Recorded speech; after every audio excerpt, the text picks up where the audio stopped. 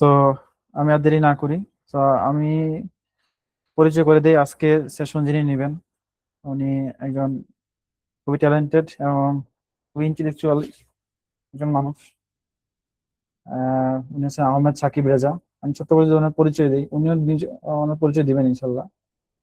উনি বর্তমানে lead researcher হিসেবে আছেন elite research lab LLC, new York USA তে। এবং সাইড বাই সাইড উনি George Mason university Virginia USA তে রিসার্চ ইন্টার্ন হিসেবে আছেন। সো তার অনেক পাবলিকেশন আছে, 8 থেকে 10টার কাছাকাছি পাবলিকেশনই আছে। এবং উনি ML ops, AIML, backend database নিয়ে ভালো একটা দক্ষতা রাখেন। সো আমার মনে হয় যে আজকে যারা জয়েন করছেন ইনশাল্লাহ একটা ভালো সেশন উপভোগ করবেন ওনার কাছ থেকে। সো আমি আর দেরি না করি, আহমেদ সাকিব ভাই আপনি কি আছেন? জি, আসসালামু আলাইকুম। প্লিজ কন্টিনিউ ভাই, thank you. Okay, okay, thank you so much for joining today. তো আজকে আমি স্ক্রিনটা শেয়ার দিয়ে শুরু করি, তাহলে যেটা হয়।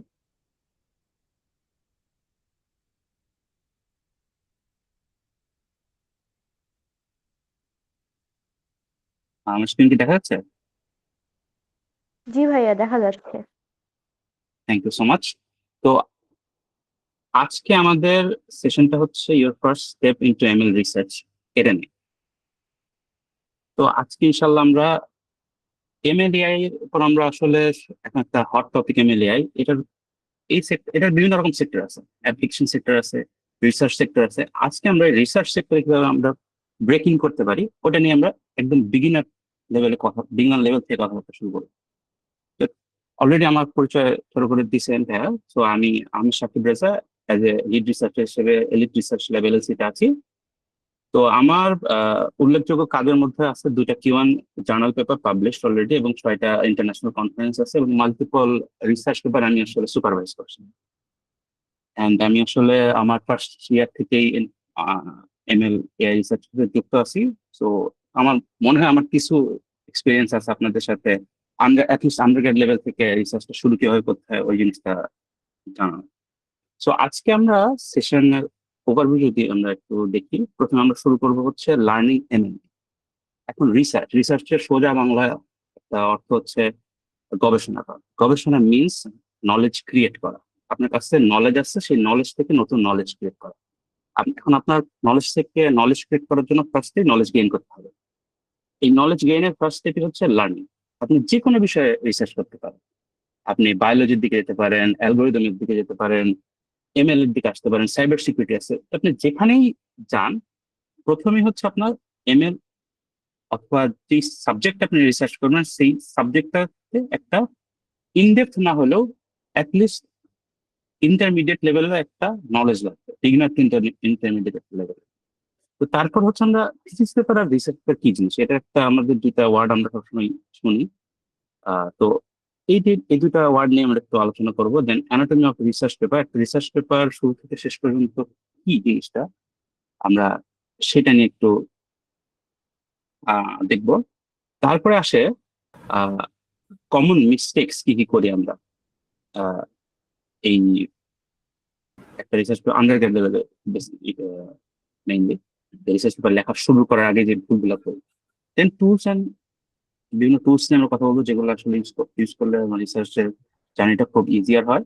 অ্যান্ড দেন আমরা একটা Q&A করবো, সেখানে আমরা কথা বলবো যে যে যার যেরকম প্রশ্ন আছে, যত প্রশ্ন আছে সবগুলো নিয়ে আমরা কথা বলার ট্রাই করবো।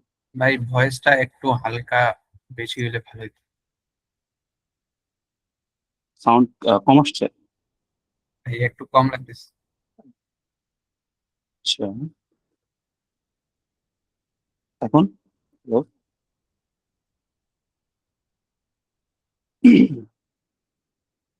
এখন এখন কি শোনা যাচ্ছে? জি ভাই, হ্যাঁ এখন। Thank you so much. আচ্ছা, আচ্ছা, প্রথমে আসা হচ্ছে আমরা রিসার্চ কেন করবো, আন্ডারগ্রেড লেভেলে কেন করবো রিসার্চ। এই রিসার্চ করার আমাদের অ্যাটলিস্ট বাংলাদেশি সোসাইটিতে স্টুডেন্টদের রিসার্চ করার মেইন পারপাসই হওয়া উচিত, অথবা হয়ই আসলে আমাদের একটা গ্র্যাড স্কুল অথবা পিএইচডি অ্যাপ্লিকেশন, বিদেশে পিএইচডি করার একটা গেটওয়ে আমাদের খুলে দেয়। রাইট নাও আপনার সিজিপিএ যতই ভালো হোক, এই রিসার্চ পেপারের করার অভিজ্ঞতা যদি আপনার না থাকে আন্ডারগ্রেড লেভেলে, আপনাকে কোনো রকম ফান্ড আপনি পাবেন না। যদি কারো বিদেশে যাওয়ার ইচ্ছে থাকে, কোন রকম ফান্ড পাবেন না। একমাত্র যত ভালো রিসার্চ হোক, যত ভালো সিজিপি হোক, আপনার রিসার্চ পেপারের অভিজ্ঞতা লাগবে। কারণ প্রফেসররা খুঁজেই হচ্ছে আপনার রিসার্চ পেপার যে করতে লিখতে পারবে, আমি তাকে আনবো। তো বেসিক্যালি আপনার যদি বাইরে যাওয়ার ইচ্ছা থাকে, এই রিসার্চ আপনাকে করতেই হবে, আপনি চান বা না চান। দেন আমাদের একটা থিসিস পেপার প্রত্যেকেরই করতে হয়, আন্ডারগ্রেড বলি মাস্টার্স বলি। সেক্ষেত্রে আমাদের এই নলেজটা অবশ্যই লাগবে যে একটা পেপার কিভাবে লিখতে হয়, নাহলে আমরা পাসই করতে পারবো না আমাদের আন্ডারগ্রেড অথবা মাস্টার্স। তো সেটাও একটা মোটিভেশন। অ্যান্ড আরেকটা মোটিভেশন হওয়া উচিত যে আপনি যত তাড়াতাড়ি আপনার এই রিসার্চ পেপার লেখাটা শিখতে পারবেন, আপনার তত ভালো। কারণ আপনি যত সময় যাবে আন্ডারগ্রেড লেভেল থেকে আপনি ফার্স্ট ইয়ারের পর second year, third year, fourth year যত আগাবেন, কোর্স তত কঠিন হবে। আপনার ইন্টার্নশিপে জয়েন করা লাগবে, আপনার চাকরিতে জয়েন করা লাগবে, সবকিছু আস্তে আস্তে এমন ভাবে আপনাকে প্রেশারাইজ করবে, আপনি আর পরে আহ কুলে উঠতে পারবেন না, শিখতে পারবেন না। শেখার কাজটা আপনি যত তাড়াতাড়ি পারবেন তত তাড়াতাড়ি শুরু করাটা বেস্ট। আচ্ছা, প্রথমে আসি আমরা লার্নিং ইমেল। এখন এই প্রথম ধাক্কাটা আসলে আমরা এই জায়গায় এসে আমরা খাই, যারা হচ্ছে এই রিসার্চ পেপার, আমি বিদেশ যাবো, বিদেশ যাওয়ার জন্য আমার ফান্ড দরকার, রিসার্চ পেপার করা লাগবে। এখন রিসার্চ পেপার করতে এসে ফার্স্ট স্টেপে আমি দেখলাম যে আমার এমএল শেখা লাগবে। এই শিখতে এসে আসলে প্রথম ধাক্কাটা খাওয়া হয়। সো বাই দ্য ওয়ে, আজকে আমি সেশনটা পুরো একটু ইনফর্মাল রাখার চেষ্টা করব, ফর্মাল কথাবার্তা একটু কম বলবো, যাতে সবার জন্য জিনিসটা সহজ হয়। সো লার্নিং ইমেল, তো প্রথমে আসে, আপনি যদি সেলফ মোটিভেটেড হন আপনার জন্য পাঠটা খুবই ইজিয়ার। অথবা আপনি যদি সেলফ মোটিভেটেড না হন, আপনি যে কোনো প্ল্যাটফর্মের থ্রুতে, সহজ কোডিং বলেন, ইউটিউব বলেন, যে কোনো প্ল্যাটফর্মের থ্রুতে আপনি প্রথমেই হচ্ছে ইমেলটা শিখবেন। শেখার পরে হচ্ছে রিসার্চের দিকে আগাবেন। তো শেখার প্রথম স্টেপে আসে হচ্ছে আপনার এই linear algebra, probability, statistics, calculus, optimisation, এগুলোর একটা বেসিক একটা নলেজ লাগবে, যেটা আপনার আন্ডারগ্রেড লেভেলের কোর্স দিয়ে খুব ইজিলি কাভার হয়ে যায়। দেন আসে হচ্ছে ক্লাসিক্যাল অথবা কোর এমএল, যেটা সুপারভাইজ অথবা আনসুপারভাইজ লার্নিং। এটা শিখতে হবে। রিগ্রেশন, ক্লাসিফিকেশনের মতো যত ফেমাস আমাদের অ্যালগোরিদম বলি অথবা মেথডস বলি, ওগুলো একটু শিখতে হবে। শেখার পরে আমাদের ডিপ লার্নিং এর দিকে আসতে হবে। এই ডিপ লার্নিংটা হচ্ছে সবচেয়ে ইম্পর্টেন্ট আমার মতে। মানে এখানে এসে আপনার নিউরাল নেটওয়ার্কসে আপনার পরিচয় হবে, তারপরে পরিচয় আপনার সিএনএন এর সাথে, সিএনএন এর পরে আসবে আরএনএন। এই সিএনএন দিয়ে আপনার হচ্ছে কম্পিউটার ভিশনের সাথে একটা পরিচয় হবে। আরএনএন যখন করতে যাবেন তখন ন্যাচারাল ল্যাঙ্গুয়েজ প্রসেসিং এর সাথে একটা পরিচয় হবে। এই দুইটা হচ্ছে আমাদের সবচেয়ে বড় দুইটা এরিয়া, যেখানে হচ্ছে আমরা রিসার্চ করে থাকি। আরো এরিয়া আছে, বাট সবচেয়ে বড় দুইটা এরিয়ার কথা বললাম।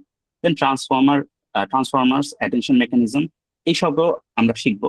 শেখার পরে আমরা এখন স্পেশালাইজেশনের দিকে আগাবো। এখন আমি কোন স্পেশালাইজেশনের দিকে আগাবো, এটা একটা বড় কোশ্চেন হয়ে দাঁড়ায়। সেকেন্ড সেকেন্ড ধাক্কাটা এসে খাই যে আমরা, আচ্ছা এমএল শিখলাম, বুঝছি, আমি তারপরে কি করবো?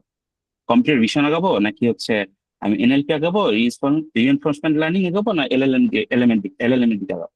তো এই ডিসিশনটা নেওয়ার সবচেয়ে সহজ উপায় হচ্ছে, আপনি যখন সিএনএনটা করতেছেন তখন সিএনএন দিয়ে কিছু প্রজেক্ট করবেন কম্পিউটার ভিশনের। আপনার যদি এই প্রজেক্ট গুলো করতে খুবই ভালো লাগে, তার মানে বুঝবেন আপনার কম্পিউটার ভিশন ইন্টারেস্ট আছে। এখন আপনি আরএনএন এর দিকে আগাবেন। আরএনএন যখন আপনি এনএলপি করতে যাবেন, তখন আপনি এনএলপির অনেকগুলো প্রজেক্ট করবেন। এই প্রজেক্ট গুলো করতে যে আপনার তখন, যখন আপনি এই দুইটা জিনিসের প্রজেক্ট করবেন, অবশ্যই ট্রান্সফরমার্স এর যখন আগাবেন তখন প্রজেক্ট করবেন। এনএলপি, কম্পিউটার ভিশন দুইটি জায়গায় আসলে ট্রান্সফরমার ইউজ হয়। তো এই প্রজেক্ট গুলো করতে যায় যখন আপনি আগাবেন, তখন আপনি আসলে বুঝতে পারবেন যে আসলে আমার কম্পিউটার ভিশন ভালো লাগতেছে, ইমেজ নিয়ে কাজ করতে ভালো লাগতেছে, ভিডিও নিয়ে কাজ করতে ভালো লাগতেছে, নাকি আমার ন্যাচারাল ল্যাঙ্গুয়েজ নিয়ে কাজ করতে ভালো লাগতেছে, নাকি আমার এলএলএম নিয়ে কাজ করতে ভালো লাগতেছে। এই ইন্টারেস্টটা বোঝার প্রথম স্টেপই হচ্ছে প্রজেক্ট করা। আপনি একদম সিম্পল প্রজেক্ট করবেন, বাট কিন্তু তাও প্রজেক্ট করবেন মাল্টিপল, একটা দুটো না, মাল্টিপল প্রজেক্ট করবেন। করার পরে আপনি আসলে আপনার ইন্টারেস্টটা বুঝতে পারবেন, দেন ওই ইন্টারেস্টের দিকে আগাবেন। ফর এক্সাম্পল, আপনার সিএনএন খুব ভালো লাগছে, তখন আপনি স্পেশালাইজেশনের দিকে আগাবেন হচ্ছে কম্পিউটার ভিশন। এখন এর মানে এটা না যে আপনি একটা স্পেশালাইজেশনের দিকে আগাইছেন and আপনি অন্যটা করতে পারবেন না। আপনি কিছুদিন একটা নিয়ে ঘাটেন, কম্পিউটার ভিশন নিয়ে ঘাটেন, আচ্ছা আপনি যা দেখলেন আচ্ছা না আমার একটু ইন্টারেস্ট পাচ্ছি না অথবা প্রোগ্রেস করতে পারছি না, তখন আপনি অন্য একটা স্পেশালাইজেশন দিকে আগান, এনএলপির দিকে আগান, এলএলএম এর দিকে আগান। বাট আপনাকে কন্টিনিউয়াস একটা প্রসেসের মধ্যে থাকতে হবে। যদি আপনি ওই ফ্রাস্ট্রেটেড হয়ে বসে পড়েন, তখন আসলে জিনিসটা আগাবেন। দেন আসলে আমাদের যে ল্যাঙ্গুয়েজটা শিখতে হয় সেটা হচ্ছে রিসার্চের জন্য, বিশেষ করে এমএল রিসার্চের জন্য পাইথনটা শিখতে হবে, এবং পাইথনের বিভিন্ন লাইব্রেরি অথবা ফ্রেমওয়ার্কস আপনাকে শিখতে হবে, পাইটর্চ, টেনসরফ্লো, সাইকিটলান, নামপাই। এগুলো আসলে কোর্স গুলো খুবই রিলেভেল একটা কোর্স, এবং যে কোনো স্ট্যান্ডার্ড এমএল কোর্সের সাথে এটা করায়। তো এটা এটা আপনি ইজিলি পেতে পারবেন। তো এখানে আসলে আমার কিছু এখন সাজেশন, আমি পার্সোনাল সাজেশন দিব যে আপনারা যদি জিরো থেকে শুরু করতে যান, প্রথমে আপনারা এই ম্যাথমেটিক্স এন্ড পাইথনের বেসিক দিয়ে শুরু করবেন। করার পরে আপনার 1-2 মাস এখানে লেখা আছে, আপনার যত টাইম লাগে আর কি, আপনার পার্সোনাল স্পিডের উপর ডিপেন্ড করছে। তারপর আসলে ক্লাসিক্যাল এমএল এর কিছু কোর্স করতে হবে। এখানে আপনার একটু একটু ম্যাথমেটিক্স একটু আপনাকে দেখাবে। আপনাকে অ্যান্ড্রয়েড এনজির কোর্স পাওয়া যায়, কোর্সেরাতে ফ্রিতেই করা যায়, ওগুলো দেখতে পারেন। আরো ইউটিউবে অ্যাভেলেবেল আছে অনেকগুলো কোর্স, বাট আপনাকে দেখবেন যে যেখানে একটু আপনাকে একটু ম্যাথমেটিক্সটা দেখাচ্ছে অথবা একটু রিসার্চ ওরিয়েন্টেড কথাবার্তা বলতেছে, সেই সব কোর্সের দিকে আগাবেন। অথবা আপনি ইউটিউবে আসলে আপনি ধরেন প্রজেক্ট করতেছেন, প্রজেক্ট করতে করতে একটা টপিক বুঝতেছেন, ওই টপিকটা নিয়ে যদি সার্চ দেন ইউটিউবে, প্রত্যেকটা টপিকের ইনডেপথ থিওরিটিক্যাল আলোচনা পাবেন। তো সেগুলো আপনার দেখতে পারেন, বাট থিওরিটিক্যাল নলেজটা একটু লাগবে আপনার এই রিসার্চের জন্য। দেন আপনারা হচ্ছে ডিপ লার্নিং করবেন, যেটা বললাম। তারপরে একটা স্পেশালাইজেশন ধরবেন, NLP, computer vision, reinforcement learning, যে কোনো একটা হতে পারে, but ফেমাসলি NLP and computer vision দিয়ে সবাই শুরু করে, যেটা আপনারা শুরু করতে পারেন। দেন এই তিনটা হচ্ছে আমার একটা পার্সোনাল সাজেশন, যে স্টার্ট রিডিং রিসার্চ পেপার্স। আপনি যেই যেই স্পেশালাইজেশনের দিকে আগান, ধরেন আপনি সিএনএন পড়ছেন, আপনি তখনই একটা সিএনএনটা পড়া শেষ, প্রজেক্ট করছেন, আপনি তারপর একটা রিসার্চ পেপার ধরেন। আপনার এখানে একটা জিনিস মনে যায়, আমি তো পুরা আমার নলেজ নাই, আমি কি রিসার্চ পেপার বুঝতে পারবো কিনা। আপনি শুরু করবেন, পড়া শুরু করবেন, দেখবেন আপনি যদি সিএনএনটা পড়েন, ওই সিএনএন লেভেলের পেপার গুলো ধরবেন আপনি, যে সিএনএন নিয়ে কারা কাজ করে, তখন আপনি দেখবেন আপনার নলেজটা আরো আরো শক্ত হয়েছে, আরো আপনি বুঝতেছেন যে কিভাবে কি করতেছে। হ্যাঁ, প্রথম দিকে অনেক কঠিন লাগবে, কারণ রিসার্চ পেপারের যে ভাষাটা সেটা একটু আনইউজুয়াল হয় আমাদের, মানে সচরাচর আমরা যেসব একাডেমিক ল্যাঙ্গুয়েজ করি, একাডেমিক ল্যাঙ্গুয়েজটা একটু অন্যরকম হয়ে যায় তখন রিসার্চ পেপারের দিকে। বাট আপনি আস্তে আস্তে যখন পড়তে থাকবেন, রিসার্চ ইজিয়ার হবে। But start reading research paper. এখন এখানে আপনার রিসার্চ পেপার পাবেন তো, এখন যতগুলা এআই টুল আছে, প্লট বলেন, চ্যাট জিপিটি বলেন, পারপ্লেক্সিটি বলেন, আপনি যদি সার্চ দেন, যে আমি এখানে একটা আপনাদের একটা এক্সাম্পল আমি বের করে রাখছি, আমি এক্সাম্পল একটু দেখাই।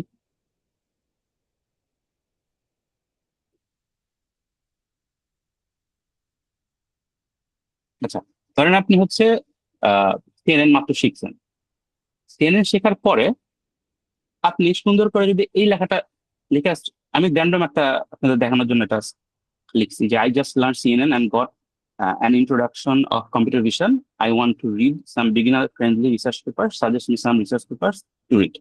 এখানে আপনি দেখবেন যে আপনার খুব সুন্দর করে জাস্ট এটা সিএনএন পারেন, আপনি একটা প্রিলিমিনারি কম্পিউটার ভিশনের নলেজ আছে, ওইটা দিয়ে আপনার কোন কোন পেপার আপনি পড়ার যোগ্য, ওই পেপারই আপনি কিন্তু ও এনে দিবে।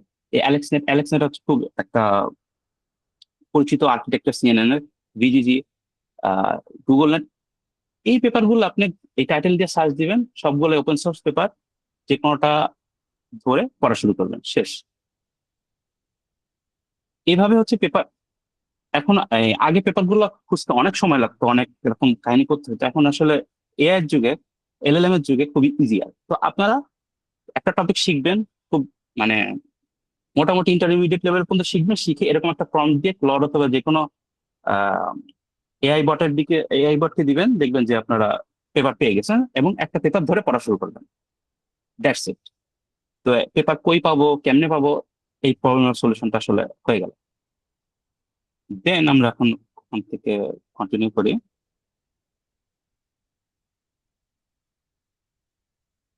আচ্ছা, তারপর আসে হচ্ছে reproduce a research paper result. এখন আপনি যে রিসার্চ পেপার একটা ধরছেন, এই কাজটা প্রথমে একটু কঠিন মনে হবে, একটু কঠিন না, ভালোই কঠিন আছে। বাট আপনারা ট্রাই করবেন যে একটা রিসার্চ পেপার পড়ছেন, ওই রিসার্চ পেপারটা যে কোডিংটা নিজে একটা রিপ্রোডিউস করার চেষ্টা করবেন, এ টু জেড নিজে কোড লেভেলে করা ট্রাই করবেন। তখন জিনিসগুলো আরো, কনসেপ্ট গুলো আরো ক্লিয়ার হবে, অ্যান্ড আপনার রিসার্চ পেপারের মেথোডোলজি কিভাবে ক্রিয়েট করতে হয় এটা নিয়ে আলোচনা, এটা আপনি আরো বুঝতে পারবেন, মেথোডোলজি নিয়ে সামনে আরো কথা বলবো। Then turn your simple projects into research paper, এটা খুবই একটা ইফেক্টিভ একটা ওয়ে যে আপনি রিসার্চ পেপারটা ইনিশিয়ালি কিভাবে লেখা শুরু করবেন। আর সামনে রিসার্চ পেপারে অ্যানাটমি নিয়ে কথা বলবো, তো ওই সময় এই রিসার্চ পেপারে কি কি পার্ট আছে ওগুলো নিয়ে জানতে পারবো। বাট আপনি ধরেন একটা সিএনএন পড়ছেন, সিএনএন পরে সিম্পল একটা ক্লাসিফায়ার বানাইছেন যে ক্যাট অ্যান্ড ডগ ক্লাসিফাই করে, একটা সিম্পল একটা সিএনএন মডেল বানিয়েছেন। এই প্রজেক্টটাকে আপনি একটা রিসার্চ পেপারে কনভার্ট করবেন। এই কাজটা করলে আপনার আসলে 70-80% আপনার রিসার্চ পেপার লেখা শেখা শেষ, রিসার্চ পেপার কিভাবে করতে হয় সেটাও শেষ। জাস্ট আপনি হচ্ছে তখন আপনার সিম্পল আইডিয়া থেকে আপনি অ্যাডভান্স লেভেলে যখন আগাবেন, পেপার গুলো তত স্ট্রঙ্গার হতে থাকবে। বাট আপনার যেসব সিম্পল পেপার আছে যেগুলো আপনি গিটহাবে রেখে দেন, ওই গিটহাবে রাখেন, একটা সুন্দর রিপোর্ট বানান, এটাকে একটা রিপোর্ট হিসেবে ট্রিট করেন, একটা ছোট্ট রিসার্চ পেপার, ওইটা নিয়ে তখন আপনারা প্রসিড করেন। আচ্ছা, এখানে থিসিস পেপার রিসার্চ পেপার একটা একটা ছোট ডিফারেন্স, এটা পরে আসি, এটা পরে আসলে আপনারা তো বেটার বুঝবেন। আচ্ছা, থিসিস পেপার আর রিসার্চ পেপার কি একই জিনিস? জিনিস হচ্ছে না, থিসিস পেপার রিসার্চ পেপার একই জিনিস না, বাট আন্ডারগ্র্যাড লেভেলে একই জিনিস ধরতে পারেন। থিসিস পেপার জিনিসটা কি? একটা থিসিস পেপার হচ্ছে একটা থিসিস পেপার থেকে আপনি মাল্টিপল রিসার্চ পেপার ক্রিয়েট করতে পারবেন। মানে থিসিস পেপার হচ্ছে একটা এলাবোরেট একটা রিপোর্ট, কোন একটা কাজ করছেন আপনি, একটা এলাবোরেট রিপোর্ট, খুবই বড় একটা রিপোর্ট যেটা 50 থেকে 150 পেজ পর্যন্ত হতে পারে। সেটা প্রত্যেকটা এক একটা পার্ট নিয়ে আপনি এক একটা রিসার্চ পেপার করতে পারেন। বাট ফেমাসলি আন্ডারগ্রেড লেভেলে যেটা হয়, পুরো থিসিস পেপারটাকে একটা রিসার্চ পেপারে কনভার্ট করা হয়। মানে সোজা বাংলায় একটা থিসিস পেপার থেকে আপনি এক বা একাধিক রিসার্চ পেপার ক্রিয়েট করতে পারবেন। শেষ, সিম্পল কথা। আচ্ছা, এখন আসি যে anatomy of research paper. Research পেপারে কি কি আমাদের মানে সেকশন থাকতে হয়।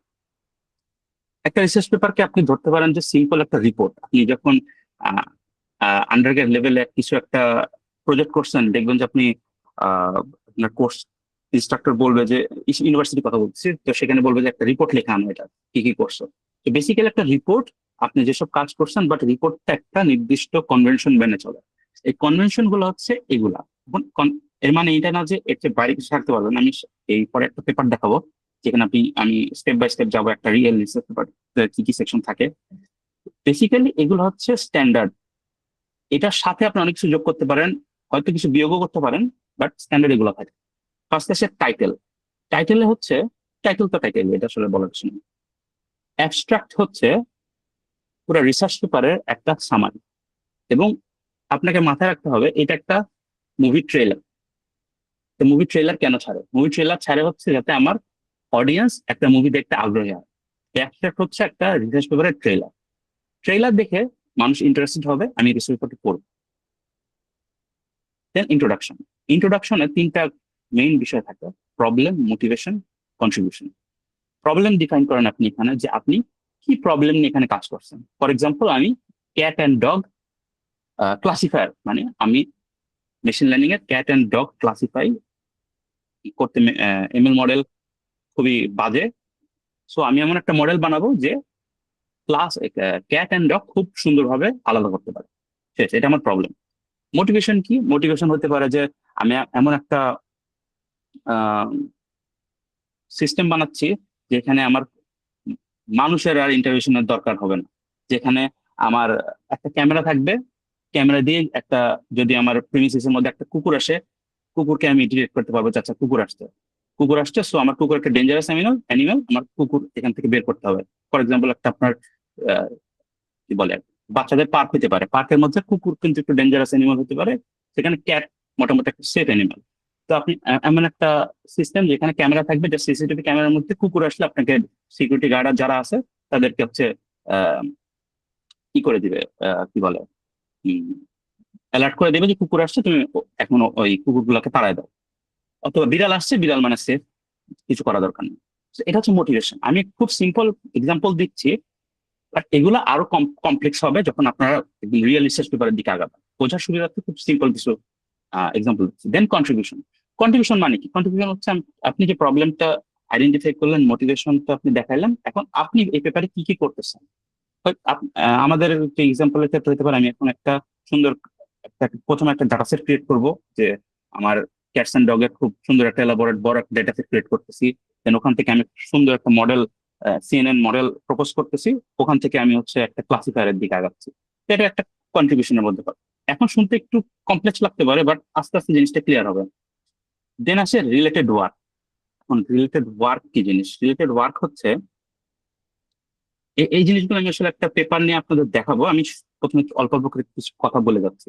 রিলেটেড ওয়ার্ক হচ্ছে আপনি যে cat and dog classifier create করতেছেন, আপনার আগে কি কেউ এই টাইপের রিলেটেড এই এই সেম ক্লাসিফায়ারের কাজ কি কেউ করছে? কাজ যদি করে থাকে, আপনি আইদার ওটা হেল্প নেবেন, অথবা ওরা যেটা করছে ওটা না করে অন্য কিছু করবেন। আপনি রিইনভেন্টিং দ্য হুইল, মানে একই জিনিস বারবার ওরা করে গেছে, ওইটা যদি আপনি আবার করেন, এটার মধ্যে কোনো মাহাত্ম্য নেই, এটা করে কোনো লাভ নেই। তো রিলেটেড ওয়ার্কের মেইন কাজ হচ্ছে আপনার আগে যারা আছে এই বিষয়ে কি কি কাজ করে গেছে এটা একটা আইডিয়া নেওয়া বেসিক্যালি। মেথোডোলজি হচ্ছে মেথোডোলজি পুরো পেপারের একটা মানে মেইন একটা মানে আপনি বলতে পারেন যে পার্ট, যেটা হচ্ছে আপনি যে কোড করতেছেন কোডের পুরো ডিজাইন, এখানে কি কি আছে, প্রথমে কি দিয়ে আপনি ডাটা সেট কালেকশন করছেন, তারপর আপনি ওখান থেকে ডাটা ক্লিন করছেন, ক্লিন করার পরে আপনি হচ্ছে ডাটা অ্যানালাইসিস করছেন, পরে আপনি একটা মডেল বানাইছেন, মডেল বানানোর পর আপনি রেজাল্টস এর দিকে চলে আসছেন। এটা হচ্ছে পুরো মেথোডোলজি। আপনি প্রবলেমটাকে, যে প্রবলেমটা আপনি ইন্ট্রোডাকশনে ডিফাইন করছেন, ওটাকে কিভাবে আপনি সলভ করছেন, আহ, খুব সহজ ভাষায় এই প্রবলেমটা কিভাবে সলভ করছেন, এটা হচ্ছে মেথোডোলজি। দেন আসে হচ্ছে এক্সপেরিমেন্টস এন্ড রেজাল্টস। বেসিক্যালি এটা একটা সেলফ এক্সপেরিমেন্টারি জিনিস, যে আপনি মেথোডোলজিতে যেসব এক্সপেরিমেন্ট চালাইছেন, ওই এক্সপেরিমেন্টে আপনি কি কি রেজাল্ট পাইছেন। ডিসকাশন হচ্ছে ডিসকাশন এন্ড লিমিটেশন। এই সেকশনে আপনি হচ্ছে কথা বলেন যে আপনি অনেক কিছু করছেন, বাট আপনার অনেক কিছু লিমিটেশন থেকে গেছে। কারণ একটা রিসার্চ পেপার কখনো মানে সেলফ সাফিসিয়েন্ট হয় না, অনেক কিছু বাকি রেখে কাজটা হয়। তো ওটার মধ্যে আপনি হচ্ছে একদম অনেস্টলি বলতে হয় যে আমি এই কাজ করছি, এই কাজ বাকি আছে, শেষ। Then conclusion and future work. Conclusion হচ্ছে বেসিক্যালি অ্যাবস্ট্রাক্ট যে কাজটা করে, মোটামুটি অ্যাবস্ট্রাক্টের কথাগুলোই বাদ কিছু নতুন কথা যুক্ত করে আপনি হচ্ছে বলতে পারেন যে অ্যাবস্ট্রাক্টটাকেই আপনি রিরাইট করবেন উইথ সাম, যেসব আপনি লিমিটেশনস এর কথাগুলো বলে আসছেন সেটা কিভাবে সলভ করবেন ওগুলা ইনক্লুড করে। বেসিক্যালি অ্যাবস্ট্রাক্ট আর কনক্লুশন সেম মেসেজ দিবে, but in a different language. Then আসে রেফারেন্স। রেফারেন্স খুবই ইম্পর্টেন্ট একটা জিনিস। আপনি যত কথা বলবেন আপনার পেপারের মধ্যে, প্রত্যেকটাকে আপনাকে সাইট করতে হবে। এটা হচ্ছে আপনি এক্সাম্পল দেখাবো। তারপর আচ্ছা, এখানে প্রত্যেকটা বিষয়ের আলাদা আলাদা বুলেট পয়েন্ট আছে, বাট এই বুলেট পয়েন্ট দেখানোর একটা রিয়েল রিসার্চ পেপার যদি আপনাকে দেখাই, ওটা আমার মনে হয় বেস্ট হয়। আচ্ছা,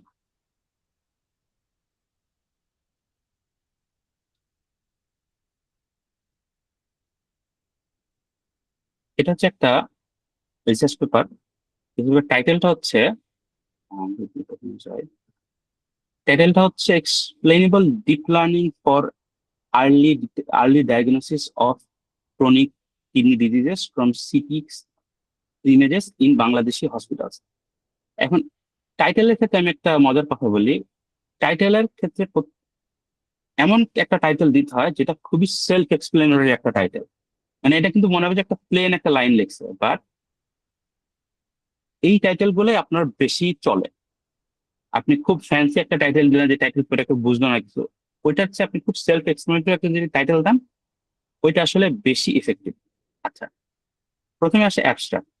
এখানে আমি প্রত্যেকটা দাদা বললাম প্রত্যেকটাই আছে, বাট এক্সট্রা কিছু আছে, ওগুলো নিয়ে কথা বলবো। অ্যাবস্ট্রাক্টের মধ্যে আমি পুরো পেপারটা যা যা করছে একটা খুব সুন্দর একটা সামারি দিছে এখানে।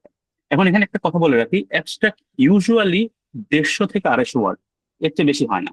150 থেকে 250, সর্বোচ্চ 300 ওয়ার্ড যেতে পারে, বাট এর চেয়ে বেশি হয় না। দেন ইন্ট্রোডাকশন মধ্যে সেম, যেসব আমি প্রবলেম ডিফাইন করছি, প্রথমে হচ্ছে প্রবলেম ডিফাইন করছি, দেন মোটিভেশন। এখানে মোটিভেশনের ক্ষেত্রে মজার বিষয় যে each year an estimated of এত এত কেসেস অফ কিডনি ফেইলিয়ার, এগুলো হচ্ছে মোটিভেশন আমি ডিফাইন করছি, যে আমি প্রত্যেক বছরে এতগুলা কিডনি ফেইলিয়ার হচ্ছে, এর মধ্যে আমার যেসব এক্সিস্টিং মডেল আছে ওগুলো কাজ করতেছে না, হাবিজাবি এইসব কথা বলে আমি একটা প্রিমাইস ক্রিয়েট করবো। আমি আমার পেপারটাকে সেল করতেছি এই জায়গায়, যে আমার মোটিভেশনটা কি পেপারে, যে অ্যাকচুয়ালি যে আমার পেপারটা লাগবে এটাকে মানুষকে বোঝানো। এটা হচ্ছে মোটিভেশন। প্রবলেম ডিফাইন করার পর মোটিভেশন, দেন হচ্ছে কন্ট্রিবিউশনটাকে এখানে খুব সুন্দর করে বুলেট পয়েন্টে বলতে হয়, না হলে পেপার আসলে খুব বেশি ভ্যালিডিটি থাকে না। যে আমার এই জায়গায় কন্ট্রিবিউশনটা কি কি কি কি আমি করতে চাচ্ছি, এখানে সেগমেন্টেশন আছে, ক্লাসিফিকেশন আছে, এক্সপ্লেনেবিলিটি আছে, অ্যান্ড দেন আমি একটা ইম্প্যাক্ট নিয়ে একটা আলোচনা করছি, এটা প্রত্যেক পেপারের জন্যই ডিফারেন্ট হবে। দেন লিটারেচার রিভিউ। এখন লিটারেচার রিভিউ এর একটা খুব সুন্দর কারণ আছে। লিটারেচার রিভিউ কেন করি আগে বলে আসছি, যে আমি যে কাজটা করতেছি ওই কাজটা আগে কে কে করছে, আগে কি কি কাজ হয়েছে, এটার একটা খুব ইন ডেপথ আমার অ্যানালিসিস করতে হবে। কেন করতে হবে? কারণটা নিচে। এখান থেকে আমরা দুইটা জিনিস বের করি। একটা হচ্ছে রিসার্চ গ্যাপ। রিসার্চ গ্যাপ কি জিনিস?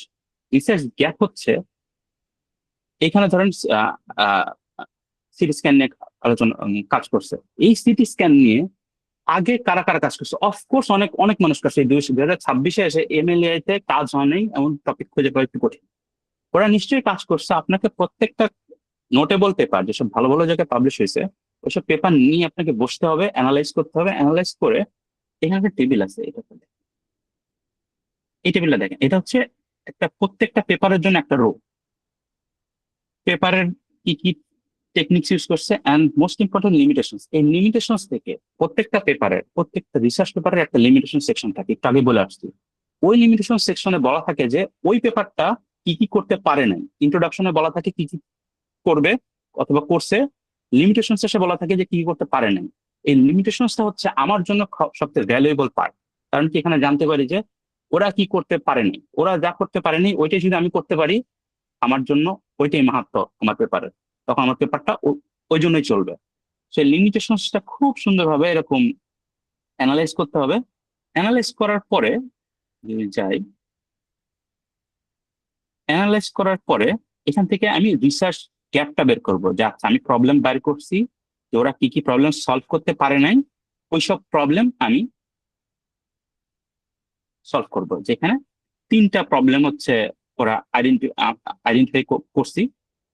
এই 3টা প্রবলেম থেকে আমরা এই 3টা প্রবলেম সলভ করার ট্রাই করবো। ক্লিয়ার? মানে রিসার্চ রিভিউ পড়ার মেইন কারণই হচ্ছে আমার পেপারের একটা নোভেলটি বের করা। আমার পেপারের নোভেলটি কি হবে? এই নোভেলটি মানে ইউনিকনেস কি আমার পেপারে, যেটা আগে কেউ করেনি। আগে কারা কি করতে পারে না এটা সবাই তার পেপারের লিমিটেশন সেকশনে লিখে রাখছে। ওই লিমিটেশন সেকশন গুলো অ্যানালাইজ করে আমি রিসার্চ গ্যাপ বের করছি। এটা খুবই ইম্পর্টেন্ট।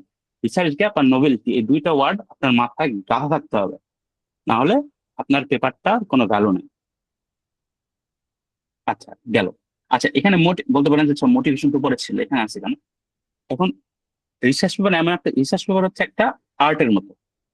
আপনার একটা কনভেনশন আছে, বাট তার মানে এই না যে ওই কনভেনশনে আপনি আটকায় থাকবেন। আপনি আপনার একটা ক্যানভাস, আপনার এই পেপারটা হচ্ছে আপনার ক্যানভাস। এই ক্যানভাসের মধ্যে আপনি কত সুন্দরভাবে, কত এলিগেন্টলি আপনার আইডিয়াটা উপস্থাপন করতে পারেন, তার জন্য যা যা করা লাগে মোটামুটি কনভেনশন মেনে কাজটা করতে হবে।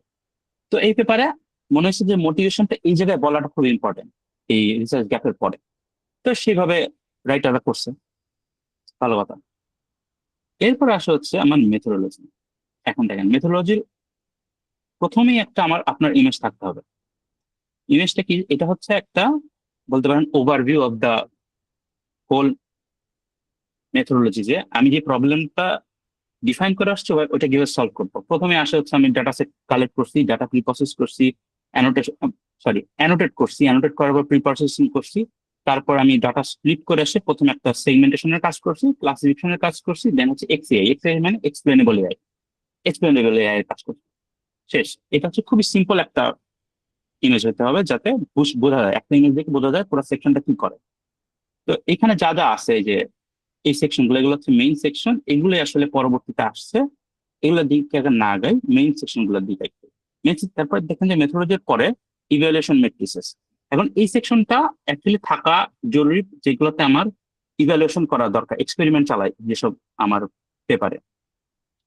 তো এক্সপেরিমেন্টের ক্ষেত্রে কি হয়, রেজাল্টস থাকে। আমি রেজাল্টস গুলা কি কি মেট্রিক্স দিয়ে আমি মানে রিডার্সদের কাছে উপস্থাপন করতেছি, লাইক আপনার অ্যাকুরেসি, প্রিসিশন, রিকল, এখানে সেগমেন্টেশনের ক্ষেত্রে আইওইউ, ডাইস কোফিসিয়েন্ট, এই জিনিসগুলা দিয়ে যে আমি রেজাল্ট গুলো শো করছি, এগুলো একটা থিওরিটিক্যাল বেজ আপনার দেখাই দিতে হয়। আচ্ছা এগুলো মানে এই, এগুলো খুব ফেমাস জিনিস, এগুলো খুব মানে ওয়েল নোন জিনিস, কিন্তু তারপরেও কনভেনশন হচ্ছে প্রত্যেকটা জিনিস আপনাকে ডিফাইন করে আসতে হবে।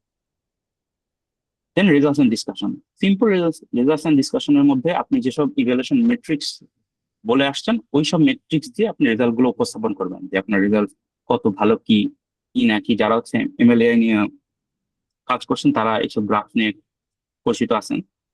তো এইসব নিয়ে রেজাল্ট নিয়ে কথাবার্তা হলো। তারপর একটা নতুন একটা সেকশন আছে, clinical applicability and real world feasibility. এটা কিন্তু এই যে যেটা বললাম যে একটা আর্টের মতো, আপনি নিজের মতো করে সেকশন ক্রিয়েট করবেন আপনার আইডিয়াটা উপস্থাপন করার জন্য। এখানে এটা যেহেতু একটা মেডিকেল রিলেটেড ব্যাপার, এখানে ক্লিনিক্যাল অ্যাপ্লিকেবিলিটি মানে আমার ক্লিনিক্যালি এই জিনিসটাকে আদৌ দরকার আছে। আমি যে করলাম, আচ্ছা মেডিকেল এআই নিয়ে আমি একটা কাজ করলাম, মেডিকেল সেক্টর নিয়ে। আচ্ছা মেডিকেল সেক্টর থেকে আদৌ আমার কাজ এটা কি দরকার আছে কিনা, দরকার থেকে কিরকম দরকার আছে, কোথায় কোথায় অ্যাপ্লিকেশন করা যেতে পারে, এই জিনিসটা এখানে আলোচনা করা আছে। এটা আপনার আপনি পেপারের ক্ষেত্রে বিভিন্ন রকম হতে পারে। দেন কম্পারেটিভ অ্যানালিসিস। কম্পারেটিভ অ্যানালিসিস ক্ষেত্রে হচ্ছে এই যে লিটারেচার রিভিউতে আমি যখন গেছিলাম, তখন কিন্তু আমি প্রত্যেকটা পেপারের কি কি কাজ করছে তারা, ওই জিনিসগুলো নিয়ে কাজ করছে। তো ওদের সাথে একটা কম্পারিজন করা, যে আমার রেজাল্টস এবং তাদের রেজাল্টস মধ্যে পার্থক্য কি, তারা কি করছে, আমি কি করছি, তারা কি করতে পারেনি, আমি কি করে দেখাইছি, বেসিক্যালি এটাই। দেন আসে লিমিটেশন, যেটা আমি বারবার বলতেছিলাম, প্রত্যেকটা পেপারে এটা থাকে। এটা এটা না থাকলে আমার আপনার পেপার কেউ মানে অ্যাকসেপ্টই করবে না। লিমিটেশন মানে আপনি তো অনেক কিছু করে আসছেন, এখন কোনো পেপার পারফেক্ট, আপনার ইমপারফেকশন গুলা কি কি, এগুলা আপনাকে একটা ডিসক্লেমার দিয়ে খুবই একটা মানে অনেস্টলি বলে আসতে হবে, যে আপনার ক্লিয়ারলি বলতে হবে বেসিক্যালি, যে আপনার কি কি করতে পারেননি, যাতে ফিউচার রিসার্চাররা আপনার লিমিটেশন নিয়ে কাজ করতে পারে। এটা একটা কনভেনশন করলেন। করার পর হচ্ছে ফিউচার ওয়ার্ক। ফিউচার ওয়ার্ক মানে আচ্ছা এখানে আমি যে একটা লিমিটেশন বলে গেলাম, খালি লিমিটেশন বললে জিনিসটা খারাপ দেখায়, মানে আমি করতে পারিনি, খুবই বাজে একটা, যেটা আপনি পরীক্ষার খাতায় লিখে আসেন যে আমি এই অ্যান্সার করছি, এই অ্যান্সার করতে পারিনি, খুবই বাজে একটা সিচুয়েশন দরকার। বাট আপনি যদি পরে একটা সেকশন থাকে যে ফিউচার ওয়ার্ক, মানে আমি যেসব লিমিটেশন রেখে আসছি, এগুলোকে আমি রেখে দিচ্ছি না, এগুলো আমি ফিউচারে সলভ করার একটা প্ল্যান আছে, এই প্ল্যানটা আপনি ছোট্ট করে বলবেন। নট নেসেসারি যে আপনি সামনে করতেই হবে সামথিং, এটা জাস্ট হচ্ছে দেখানোর জন্য যে আচ্ছা আমি এই পর্যন্ত করছি, এই পর্যন্ত কিছু এই এই জিনিসগুলো করা বাকি আছে, এবং যেগুলো বাকি আছে ওগুলো আমি এভাবে সলভ করবো। এই দুইটা সেকশন প্রত্যেকটা জায়গায় আসলে মানে কমন, এটাই হয় যে কোনো এক্সপেরিমেন্টাল পেপারে। দেন আসলে কনক্লুশন। কনক্লুশন আসলে এই যে অ্যাবস্ট্রাক্ট ছিল, এই অ্যাবস্ট্রাক্টের একটা একটা একটা রিরাইট করা, অ্যান্ড আমার লিমিটেশন, ফিউচার ওয়ার্ক, এগুলো নিয়েও আমার কনক্লুশনে কথা থাকে। দেন এখানে আরেকটা সেকশন দেখতেছি আমরা, ডাটা অ্যাভেইলেবিলিটি। এখানে আসলে আমার কিছু প্রত্যেকটা পেপারের লাস্টে কিছু মানে দিয়ে আসতে হয়, ডিসক্লোজার দিয়ে আসতে হয়, ডাটা কোত্থেকে পেলাম আমি, ডাটা আমরা যেখান থেকে পাইছি সেখান থেকে একটা লিঙ্ক দিয়ে আসছি, যে আসলে ডাটা। এখন রেফারেন্সেস সেকশন। রেফারেন্সেস সেকশন কি কি কি রেফারেন্সেস সেকশন হচ্ছে এই যে আমি যে উপরে যে লিটারেচার রিভিউ সেকশন ছিল, এখানে কিন্তু অনেক, আমি যখনই একটা রাইটারের নাম, যে এটা একটা রাইটারের নাম, ইটিএল মানে হচ্ছে যে রাইটার কিন্তু একজন দুজন থাকে না, অনেক অনেক রাইটার থাকে, তো একজনের নাম লিখে ইটিএল মানে হচ্ছে রাইটার অ্যান্ড তার অ্যান্ড দেয়ার কলিগস, এভাবে এটা বেসিক্যালি সোজা বাংলায়। এখানে আমি সাইট করতে হবে, তার পেপারটা আমাকে এখানে লিঙ্ক করে আসতে হবে, যাচ্ছে তার পেপার থেকে আমি উক্তিটা নিচ্ছি, develop a digital twin retinal system, এগুলো আমার বলে আসতে হবে। এগুলো যদি না বলা থাকে, এটা একটা একটা ক্রিমিনাল অফেন্সের মতো, যে আপনি ওটা কপি করছেন। জ্যাং এটাল, এখানেও মানে নাম, রাইটারের নামের পাশে আপনার প্রত্যেকটা পেপার লিঙ্ক করে দিয়ে আসতে হবে। এই লিঙ্ক গুলো করা হচ্ছে লেটেক্সে, আপনি যখন কাজ করবেন তখন হচ্ছে লিঙ্কটা কিভাবে করো, ওটা কোডের মাধ্যমে করা হয়। তো আপনি আপনি যখন এখানে রেফারেন্সেস অ্যাড করতে থাকবেন, লেটেক্সে যখন কাজ করবেন আপনার হচ্ছে অটো আপনার রেফারেন্সেস একটা সেকশন ওরা ইন্টারনালি ক্রিয়েট করে দেয়। এটার জন্য আপনার যে এপিএ নাকি আইট্রিপলি কিছু করা লাগবে না, জাস্ট এখানে কোডের মাধ্যমে অটো এটা জেনারেট হয়, এটা নিয়ে আপনার অত টেনশন নেওয়ার কিছু নেই। তো এটা হচ্ছে একটা পেপারের আমরা একটা অ্যানাটমি নিয়ে আলোচনা করলাম, এখন রিয়েল একটা পেপার প্রত্যেকটা সেকশন বাই সেকশন নিয়ে কথা বলতে দেখলাম। এখন কথা হচ্ছে স্লাইড বাই স্লাইড গেলাম না, কারণ হচ্ছে স্লাইড দিয়ে আসলে বোঝা যায় না। যদি একটা পেপার নিয়ে আপনি না বসেন, পেপারটা না পড়েন, আপনি কোনোদিনও রিসার্চ পেপার লিখতে পারবেন না এবং বুঝতে পারবেন না। তো ভালো কথা, আমাদের এই পার্টটা শেষ, এখন আমার স্লাইডে একটু প্রসিড করি।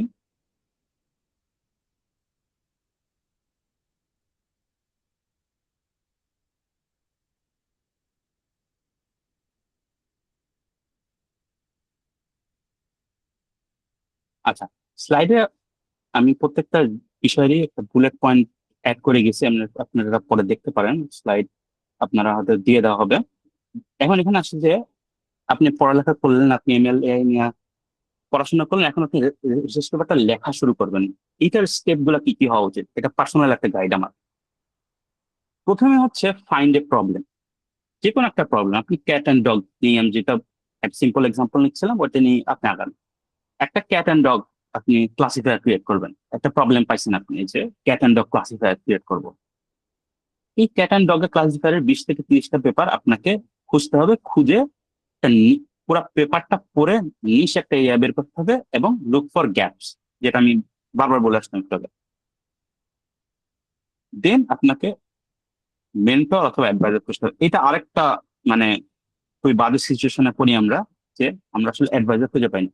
কিন্তু এটা খুবই ইম্পর্টেন্ট আমাদের, যখন আমরা খুবই সিরিয়াস কাজ করতে যাব তখন খুবই ইম্পর্টেন্ট, খুবই ইম্পর্টেন্ট যে আমাদের একজন মেন্টর লাগবে, যার এক্সপিরিয়েন্স আছে। একজন অ্যাডভাইজার লাগবে, আপনার ভার্সিটি টিচার হতে পারে, আপনার বড় ভাই হতে পারে, যে কেউ হতে পারে। যে আপনাকে যেখানে যেসব জায়গায় আপনি আটকাবেন, ওই আটকানো জায়গাগুলা উদ্ধার করবে। জিনিসটা অনেকটা কোচের মতো।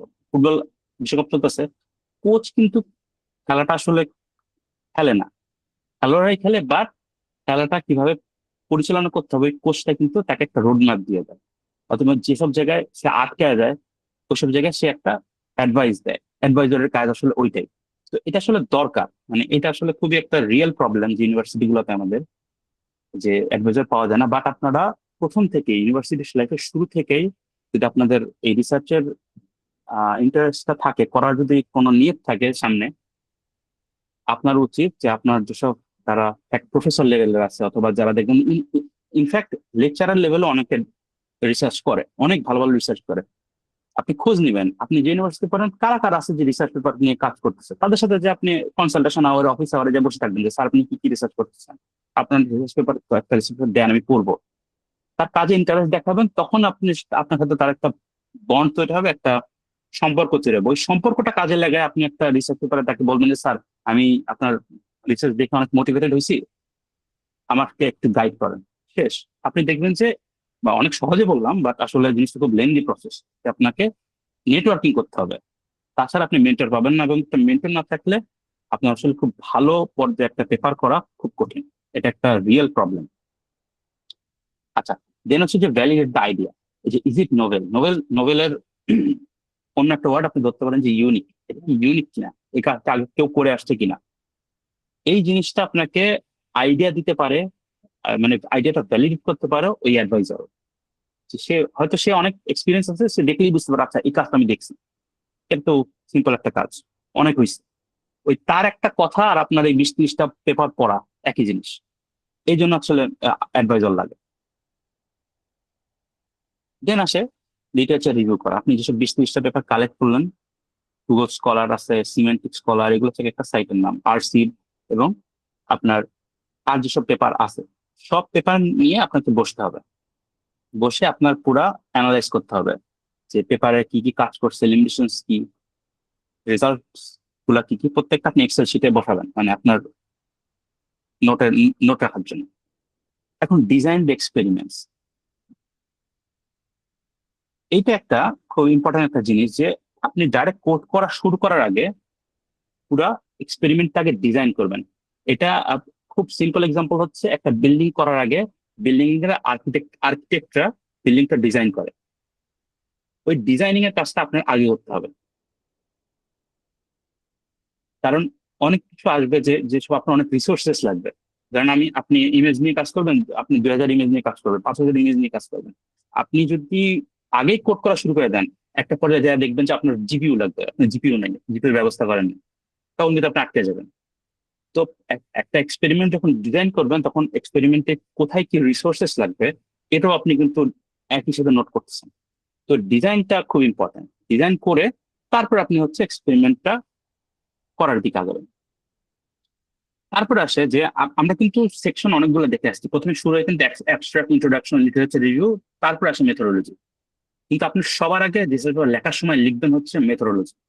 কারণ আপনি মাত্র এই এক্সপেরিমেন্ট ডিজাইন করছেন, এক্সপেরিমেন্ট করছেন, রেজাল্ট গুলা লিখে আসছেন। আপনি সবচেয়ে ভালো এই জিনিসটা বোঝেন এখন পর্যন্ত, তো সাথে সাথে এটা লিখে ফেলবেন। Methodology part and results part আপনি লিখে ফেলবেন। দেন এই একই সাথে আপনি কিন্তু লিমিটেশন পার্টটাও লিখে ফেলবেন, কারণ আপনি ওই যা যা করতে পারেন না ওগুলি আসলে লিমিটেশন। আপনি তারপরে সবার শেষে, আপনি প্রত্যেকটা সেকশন লেখার পরে সবার শেষে লিখবেন হচ্ছে অ্যাবস্ট্রাক্ট অ্যান্ড ইন্ট্রো। সবার শেষে অ্যাবস্ট্রাক্ট, ইন্ট্রো অ্যান্ড কনক্লুশনটাও তো সবার শেষে লিখবেন। অ্যাবস্ট্রাক্ট, ইন্ট্রো অ্যান্ড কনক্লুশন, এখানে কনক্লুশনটা লেখা হয়নি, বাট অ্যাবস্ট্রাক্ট, ইন্ট্রো আর কনক্লুশনটা সবার লাস্টে লিখবেন। যদি অ্যাবস্ট্রাক্ট আর ইন্ট্রো সবার আগে আসে, জিনিসটা সবার লাস্টে লিখলে আপনার মাথায় সবকিছুই থাকবে, যে আপনি আপনার প্রবলেমটা কি, আপনার মোটিভেশনটা কি, আপনি কিভাবে সলভ করছেন। তখন আপনার লিখতে খুবই ইজিয়ার হবে এবং হচ্ছে খুবই কনজিউমেবল হবে জিনিসটা। ওকে, দেন আচ্ছা, দেন আসে সাবমিশনের দিকে আগে। এখন আমার পেপার এখন রেডি হয়ে গেছে মোটামুটি, আমি লিখে ফেলছি। এবার আমি সুপারভাইজার কালেক্ট করছি, সুপারভাইজার থেকে আমি অ্যাডভাইস নিয়ে পেপারটা রেডি করছি। এখন আমি পেপারটা সাবমিট করব। যেমন আমি যে একটু আগে যে পেপারটা দেখালাম, ওই পেপারটা একটা Q1 জার্নালে সাবমিট মানে পাবলিশ হয়েছে। Q1 Q2 কে এটা পরে আসতেছি। এখন আপনার প্রথমে একটা ভেন্যু মানে খুঁজতে হবে। ভেন্যু কি? ভেন্যু দুই রকম হতে পারে, একটা জার্নাল, একটা হচ্ছে কনফারেন্স। এখন জার্নালের ভেন্যু কি কি হতে পারে? জার্নালের আসলে র্যাঙ্কিং সিস্টেম আছে। র্যাঙ্কিং হচ্ছে চার ধরনের: Q1, Q2, Q3, Q4। এটা যেটা আমরা স্ট্যাটিস্টিক্স এর কোর্স করছি, first quartile, second quartile, third quartile, fourth quartile, মানে 25%, টপ 25%, দেন তারপর 25, দেন তারপর 25, লাস্ট বটম 25। বেসিক্যালি এইটাকে র্যাঙ্ক করা হয় পুরো বিশ্বে যত জার্নাল আছে। টপ 25% কে Q1 বলা হয়, দেন Q2 আসে, Q3, Q4 এরকম। তো আমরা যদি কিছু এক্সাম্পল দেখি, যে IEEE transaction pattern recognition, pattern analysis and machine learning intelligence, journal of medical learning research, national machine intelligence, nature scientific reports, এই টাইপের অনেক Q1 জার্নাল আছে। দেন আসে Q2, Q3 আসলে অত মানে ফেমাস না, কিন্তু Q2 Q3 থেকেও আপনি আগাইতে পারেন যদি আপনার কাছে রিসোর্সের অভাব থাকে। রিসোর্সটা কি, ওটা পরে আসতেছি। এখন আপনি একটা জার্নালে, আপনি ধরেন একটা গুগল করে একটা জার্নালে ঢুকলেন, এখন জার্নালটা Q1 না Q3 কিভাবে বুঝবেন? এই যে একটা লিঙ্ক আছে, এই লিঙ্কে যদি আপনি যায় যে কোনো একটা জার্নালের নাম লিখে সার্চ দেন, র্যান্ডম নাম লিখে সার্চ দেন, ও আপনাকে ওই জার্নালের ইতিহাস দিয়ে দিবে, মানে গত 10 বছরে এই জার্নালের রেকর্ড কি। কারণ কি, একটা জার্নাল হচ্ছে সবসময় যে Q1 র্যাঙ্ক থাকে এরকম না, র্যাঙ্ক আপ ডাউন করে। সো তার গত 10 বছরের রেকর্ড, সে কি সবসময় Q1 ছিল, নাকি এক টাইমে Q4 ছিল, ওখান থেকে Q1, তারপরে হচ্ছে Q2 Q3 হয়ে Q1 এ আসছে। পুরো ট্র্যাক রেকর্ড আপনি পাবেন। সো এটা আপনার একটা ভালো চয়েস একটা জানার জন্য, বাট জানালে একটা লিমিটেশন আছে, এটা একটু পরে বলছি। কনফারেন্স আসি, কনফারেন্সের এরকম আমার র্যাঙ্ক আছে A*, A, B, C। তো A* হচ্ছে টপ জার্নাল, দেন আসে A, B, C। এখন জার্নাল অ্যান্ড কনফারেন্সের মধ্যে আহ আপনি যদি আপনার কোশ্চেন আসতে পারে যে আচ্ছা ভাই কোনটা ভালো, অথবা আমি কোনটার দিকে আগাবো, এটা পুরোটাই ডিপেন্ড করতেছে আপনার কাজের উপর। এন্ড এই অ্যাডভাইসটাও আপনার অ্যাডভাইজারের কাছ থেকে আসে, টু বি অনেস্ট। এখন আপনাকে আমি কিছু ইনফরমেশন দিয়ে রাখি যেটাতে আপনাকে হেল্প করবে। কনফারেন্স আর জার্নালের মধ্যে মানে সবচেয়ে বড় ডিফারেন্স হচ্ছে জার্নালের কোনো নির্দিষ্ট টাইম লাইন নেই। জার্নালের আপনি বছরের যে কোনো সময়, এখন এই মুহূর্তে আপনি জমা দিতে পারবেন যে কোনো জার্নালের পেপার। বাট কনফারেন্সের ডিফারেন্সটা হচ্ছে, কনফারেন্স হয় হচ্ছে একটা নির্দিষ্ট সময়ের জন্য, বছরের একটা নির্দিষ্ট, যেমন এখানে কিছু এক্সাম্পল আছে, যেমন ICML, ICLR, CVPR, ACL, এগুলো একটা কনফারেন্সের নাম। এই কনফারেন্সটা ধরেন অক্টোবরের 20 তারিখ আমার কনফারেন্স হবে। কনফারেন্স মানে ওরা একটা অনুষ্ঠান করে, ওই অনুষ্ঠানে অনেকগুলা পেপার ওরা মানে প্রেজেন্ট করার সুযোগ দেয় অথরদের। এই পেপারগুলো কোত্থেকে আসে? ওরা হচ্ছে ধরেন এই অক্টোবরে যখন হবে, ওরা সেম ইয়ারের জানুয়ারি ফেব্রুয়ারির দিকে অ্যানাউন্স করে যে আচ্ছা আমাদের এই বছরের এই অক্টোবরের 28 তারিখে এরকম একটা কনফারেন্স হবে, ওখানে আমরা হচ্ছে পেপার নিব। তখন ওদের ডেডলাইন দেওয়া থাকে ধরেন মেতে। মেতে আমাদের ডেডলাইন, এই ডেডলাইনের মধ্যে যারা অথর আছেন পেপার দেন। এই ডেডলাইনের মধ্যে আপনাকে ফার্স্ট অফ অল পেপার জমা দিতে হবে। তারপরে মে থেকে অক্টোবরের মাঝামাঝি সময় ওরা রিভিউ প্রসেস চালায়। এন্ড এই রিভিউ প্রসেসটা খুবই রিগোরাস হয়। রিগোরাস বলতে যেহেতু ওদের রিভিউ পিরিয়ডটা খুবই কম থাকে, কারণ ওদের একটা কনফারেন্স আয়োজন করতে হবে। আপনার পেপারে স্লাইটেস্ট কোনো মিস্টেক থাকলে ওরা মিস্টেক অথবা ওদের কোনো কনসার্ন থাকলে আপনার পেপার রিজেক্ট। আপনার পেপার কনফারেন্সের জন্য আপনার পেপারটা খুবই স্ট্রং হইতে হবে কম্পেয়ার টু জার্নাল। কেন একটু পরে আসতেছি। এটা হচ্ছে সবচেয়ে বড় ডিফারেন্স জার্নাল কনফারেন্সের মধ্যে। অ্যান্ড এমএলএ এর ক্ষেত্রে একটা ভালো ধরেন জার্নালের টপ টায়ার তো আমি Q1 বললাম, আর কনফারেন্সের টপ টায়ার কি A স্টার। আপনার এমএলএ এর ক্ষেত্রে কম্পিউটার সায়েন্সের ক্ষেত্রে স্পেশালি আপনি একটা Q1 জার্নালে পাবলিশ করাচ্ছে A স্টার না, আপনি যদি এতেও এ টায়ারের একটা কনফারেন্সে যদি আপনি পেপার আপনার অ্যাকসেপ্টেড হয়, ওইটা ফার মোর মানে আপনাকে রেসপেক্ট আইনে দিবে, ফার মোর আপনাকে মানে রিকগনিশন আনবে কম্পেয়ার টু Q1। কারণ কি Q1 এর প্রসেসটা খুব লেন্দি থাকে।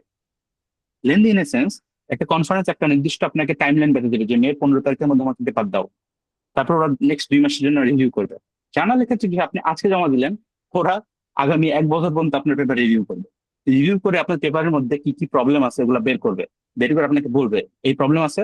যদি এটা খুবই বেশি মেজর ইস্যু না হয়, ওরা যদি মোটামুটি একটা মানে বোঝে যে আচ্ছা আমি যদি এই প্রবলেম গুলো অথরদেরকে বলি, তারা আমাকে কি বলে জিনিসগুলা ঠিক করে দিতে পারবে। তো রিভিউয়াররা করে কি, এই পুরা আপ টু 1 ইয়ার্স পর্যন্ত অথরদের সাথে মেইল চালাচালি হয়। তারা পেপারটা করে রিভিউ করে বলে যে এই কনসার্ন আছে আপনি সলভ করে দেন।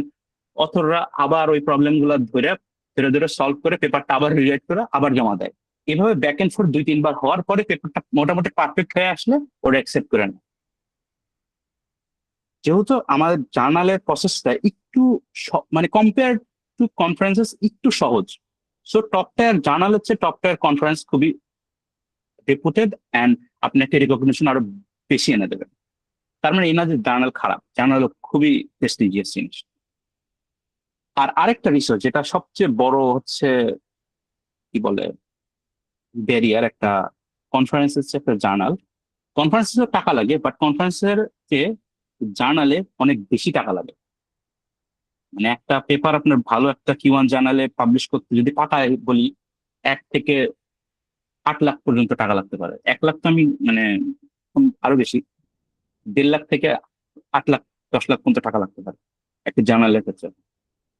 এটা একটা সবচেয়ে বড় ব্যারিয়ার একটা মানে স্টুডেন্টের জন্য বিশেষ করে। এটারও অনেক সলিউশন আছে, এই সলিউশনটা আসলে আপনার অ্যাডভাইজারই দেয়। এইটা এই এই এই পাবলিকেশনের জন্য আপনার অ্যাডভাইজার লাগে। তো অ্যাডভাইজার আসলে প্রত্যেকটা জায়গায় ওরা প্রবলেম গুলো সলভ করে। অ্যাডভাইজার কি করে, অ্যাডভাইজারের অনেক কানেকশন থাকে, তারা প্রফেসর লেভেলে আছে, তাদের অনেক কানেকশন থাকে বিদেশে। তারা কি করে, যা অনেক ল্যাবের সাথে আলোচনা করে, কারণ ল্যাব গুলো হচ্ছে সবসময় পেপারের স্পন্সর করতে চায় যে তাদের নামে যাবে। আপনি অথর থাকবেন, বাট তাদের একজন অথর তাদের সাথে থাকবে এবং তাদের হচ্ছে নামে যাবে জিনিসটা, যে তাদেরও অ্যাফিলিয়েশন আছে। ভালো পেপার হইলে তখন ওরা করে কি পুরো টাকাটাই ওরা দিয়ে দেয়। এভাবে হচ্ছে ওরা মানে পেপারটাকে স্পন্সর করে। এটাও আসলে হচ্ছে আপনার সুপারভাইজারের হেল্পের মাধ্যমে। এখন A স্টার A লেভেলের কনফারেন্সে আসলে টাকা লাগে, এটাও আসলে মানে বড় অ্যামাউন্টে লাগে। বাট আপনি যদি যে B অথবা CTR এ যান, ইনিশিয়ালি যারা হচ্ছে বাংলাদেশে পেপার করে ইনিশিয়ালি CTR দিয়ে শুরু করে। CTR এ ধরেন বাংলাদেশে অনেক CTR এর কনফারেন্স আছে, যেমন খুবই ফেমাস একটা কনফারেন্স হচ্ছে মানে ICTIT। এটা কক্সবাজারে হয়, চট্টগ্রামের দিকে হয় প্রত্যেক বছরই। এটা বাংলাদেশের সবচেয়ে পুরাতন কনফারেন্স। এখানে ধরেন আপনার কত 1500-2000 টাকার মতো লাগে। তো আপনি যে একটা পেপার মানে প্রেজেন্ট করে আসতে পারবেন খুবই চিপ। ঢাকায়ও হয়, যেমন AIUB তে হয়, ICCA, ওখানে যেতে পারেন, অনেক জায়গায় হয়। সিটিআর গুলো হচ্ছে আমাদের প্রথমেই আমরা যেটা কাজ শুরু করি, ইনিশিয়ালি সিটিআর দিয়ে কাজ শুরু করি। কারণ জানুয়ারির দিকে গেলেই আপনি Q1 হোক, Q2 হোক, Q3 হোক, অনেক টাকা লাগবে। কনফারেন্সেস এর উপরের দিকে তো এমনি একসেপ্ট হওয়া কঠিন, তার উপর টাকাও বেশি লাগে, ওইটাও আসলে একটা ব্যারিয়ার। তো শুরু করি সি দিয়ে, but আস্তে আস্তে আমরা হচ্ছে যত নেটওয়ার্ক বাড়ে, তত আমাদের স্পন্সর খুঁজে পাই, তখন হচ্ছে আরো আমরা মানে ভালোর দিকে আগানোর ট্রাই করি। আচ্ছা, এখানে গেল হচ্ছে পিকে ভেনু, অনেক কথা বলে ফেললাম। পিকে ভেনুটা আমরা সিলেক্ট করলাম, সিলেক্ট করার পরে এখন এখানে খুবই ইম্পর্টেন্ট একটা বিষয় আছে, প্রত্যেকটা ভেনু, প্রত্যেকটা জার্নাল, প্রত্যেকটা কনফারেন্সে আলাদা আলাদা হচ্ছে টেমপ্লেট থাকে, যেটা ডেটেক্স অ্যাভেলেবেল থাকে, ওদের ওয়েবসাইট অ্যাভেলেবেল থাকে। আপনাকে একদম এক্স্যাক্টলি ওদের মতো না করলে আপনার প্রথম প্রথম চেকেই আপনার পেপার বাতিল করে দিবে, যত ভালো পেপার হোক না কেন। এই জিনিসটা আপনাদের প্রথমে খেয়াল রাখতে হবে। দেন হচ্ছে এই যে আপনার সুপার, এখানে আসলে আপনার অ্যাডভাইজার, আবার অ্যাডভাইজারের রোল, যে পেপার রিভিউ করতে হবে। এটা আপনার সুপারভাইজার করতে পারে, অথবা আপনার বড় ভাই আছে যারা এক্সপিরিয়েন্স, তাদের দিয়ে রিভিউ করে দিতে পারে। তারপর ইম্পর্টেন্ট একটা জিনিস হচ্ছে, রিজেকশনের কখনো মন খারাপ হওয়া যাবে না। রিজেকশনের মানে এই না যে আপনার পেপারের কোয়ালিটি খারাপ, রিজেকশনের মানে এই যে আপনার চেয়ে ভালো কোয়ালিটির পেপার ওখানে আছে, পেপার খারাপ না, আপনার চেয়ে ভালো পেপার আছে ওখানে, এই জন্য অ্যাকসেপ্টেড হয়েছে। এবং রিভিউয়ার যেসব রিভিউ দিবে, ওইসব রিভিউ দিয়ে আপনার হচ্ছে বারবার বারবার ইমপ্রুভ করতে হবে। আচ্ছা, এখানে ভালো কথা, রিজেকশন যখন আসে যে কোনো জায়গা থেকে, কনফারেন্স হোক অথবা জানা হোক, ওখানে লেখা থাকে যে এই কারণে আমরা রিজেক্ট করছি। এটা একটা ভালো দিক।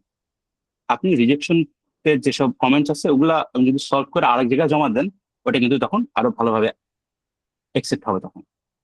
আচ্ছা, এখানে কিছু লিঙ্ক দেওয়া আছে, এইসব জায়গা থেকে আপনি প্রত্যেকটা কনফারেন্স জার্নালের হচ্ছে আপনি দেখতে পারেন, র্যাঙ্কিং দেখতে পারেন। এখানে কিছু একটা মানে নোট করানোর গ্যাস, যে টপ টায়ার যেসব কনফারেন্স বললাম, যে যে আইসিএমএল, আইসিএলআর, এইসব জায়গার ওয়ার্কশপ আছে। একটা মেইন কনফারেন্স থাকে, কনফারেন্সের সাথে একটা ওয়ার্কশপ থাকে। ওই ওয়ার্কশপ আবার রিচ করা খুব ইজিয়ার, বাট খুবই আম, কি বলে প্রেস্টিজিয়াস। তো আপনারা ওয়ার্কশপ টার্গেট করতে পারেন। আচ্ছা, কেউ কি কোনো প্রশ্ন করলো?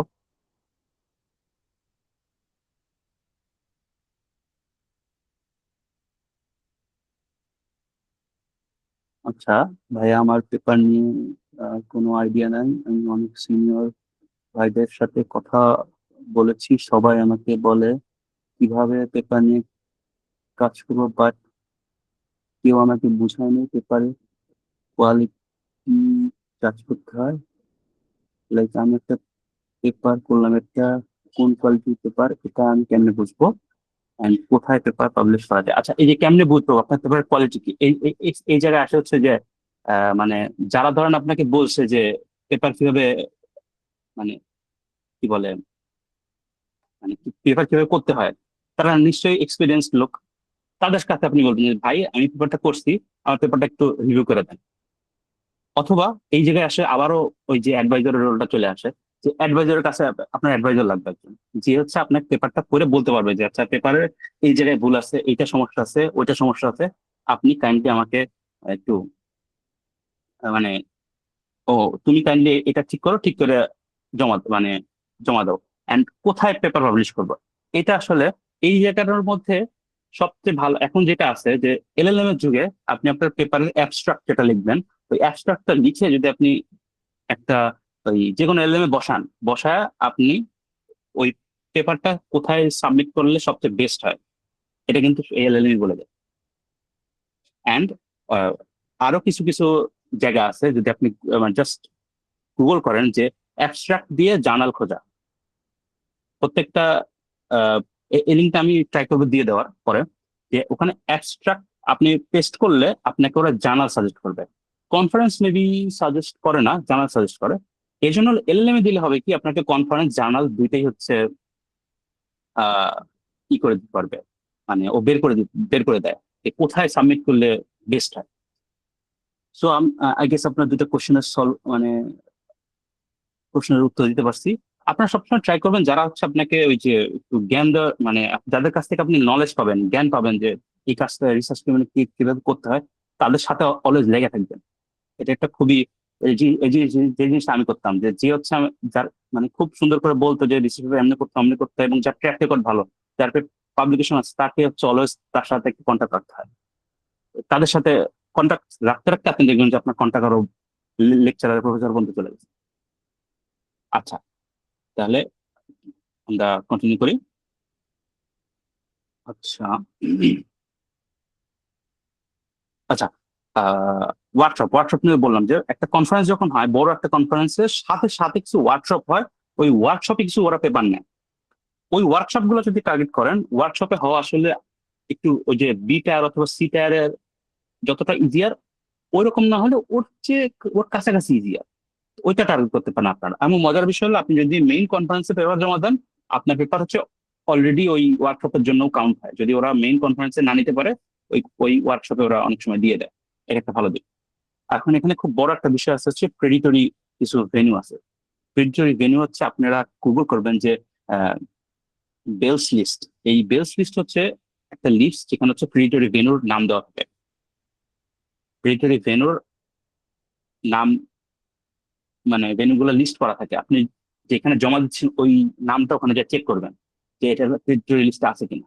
থাকলে হচ্ছে আপনার ওইটা প্রেডিটরি, মানে ওরা পেপারটা চুরি করে। বেসিক্যালি আপনি জমা দিবেন, আপনার মানে ফিশিং টাইপের আপনার পেপার নিয়ে যাবে ওরা। আচ্ছা, এখানে একটু ভালো কথা লেখা আছে, Prestige isn't everything early on. প্রথম দিকে আসলে বিটার লেখা আছে, আপনি বিটার না কিন্তু সিটারও যদি টার্গেট করেন, এটাও আসলে এনাফ, যেটা আমি আগেও বলে আসলাম।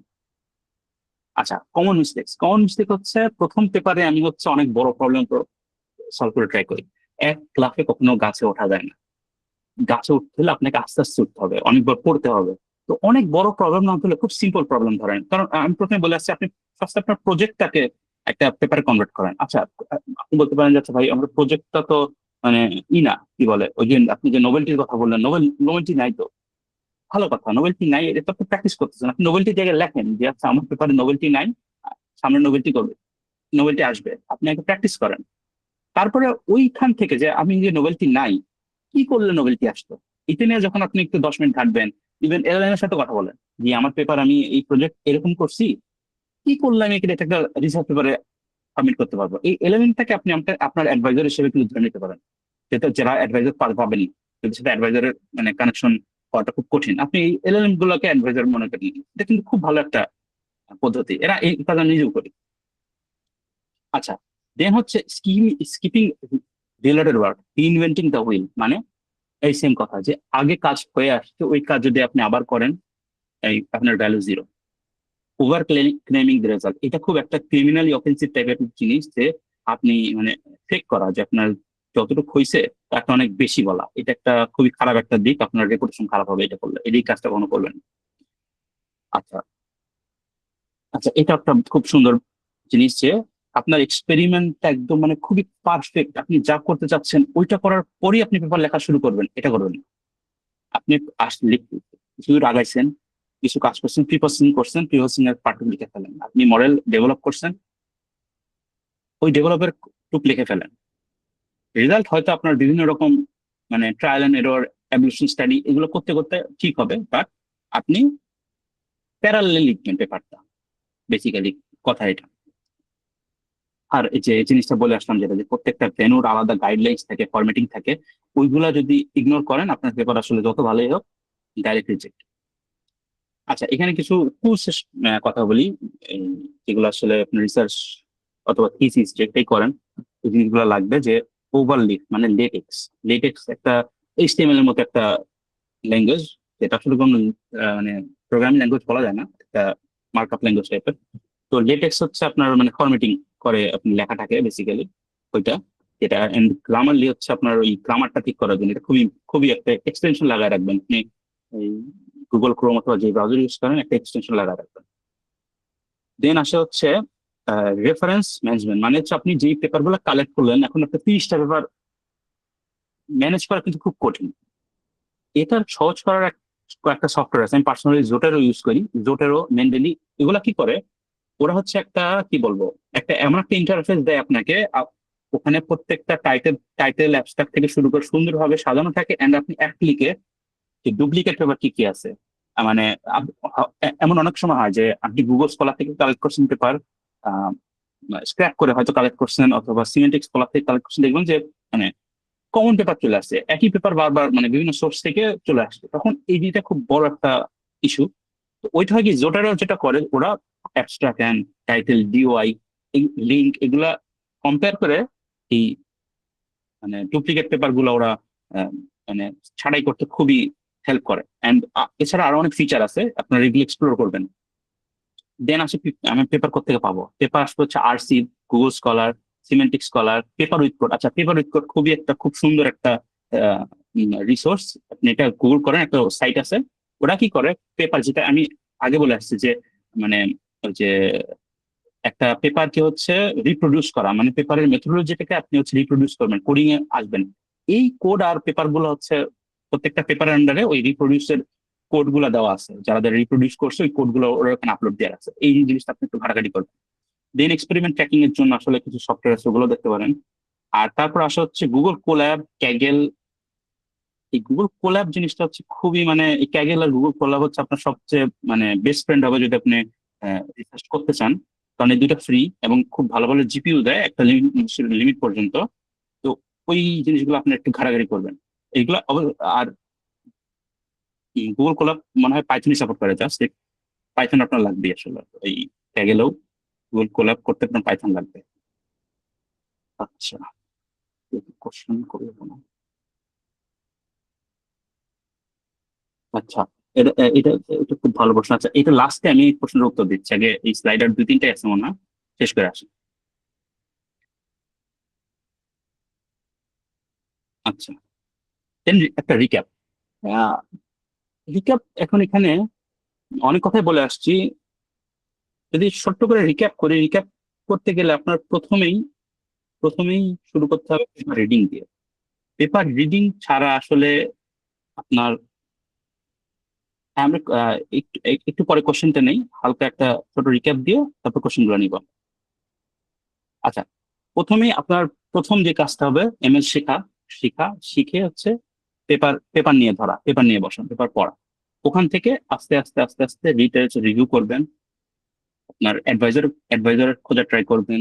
দেন রিসার্চ মানে ওই অ্যাডভাইজারের সাথে বসে অথবা নিজে নিজে রিসার্চ গ্যাপ বের করবেন। রিসার্চ গ্যাপ থেকে প্রবলেম থেকে মোটিভেশন, আস্তে আস্তে মেথোডোলজি, এই সব কিছু করে আপনার লাস্টে যায় আপনি একটা পেপার করবেন। করার পর হচ্ছে পেপারটা সুইটেবল একটা কনফারেন্স অথবা জার্নালে সাবমিট করবেন।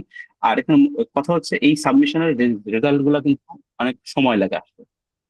এইটাও আপনার খেয়াল রাখতে হবে, 2-3 মাস, 1 বছর পর্যন্ত আপনার ওয়েট করা লাগতে পারে। এটা খুব টাইম কনজিউমিং একটা ব্যাপার, আসলে খুবই প্যাথেটিক জিনিসটা। আচ্ছা, তাহলে আমরা এখন আমাদের মোটামুটি যা বলার ছিল মোটামুটি বলার শেষ। এখন আমি কোশ্চেন নিব, যার যত রকম কোশ্চেন আছে ছোট বড় সবই ইনশাল্লাহ নেন। আমরা আসতেছি। প্রথমে একটা মেসেজ দিয়েছিলেন এক ভাই, আচ্ছা ভাই, পেপার লেখার জন্য এআই ইউজ করা কতটুকু কাজ করা ভ্যালিড? এখন আপনি এখন এই পেপার এলএল ইউজ করা বলতে আপনি কি বুঝতেছেন, যে পুরাটাই যা আছে আপনি যদি কপি পেস্ট করে দেন, এটা কিন্তু মানে কোন রকম ভ্যালিড কাজ না, এটা করা যাবে না, বেসিক্যালি করা যাবেই না এই কাজটা।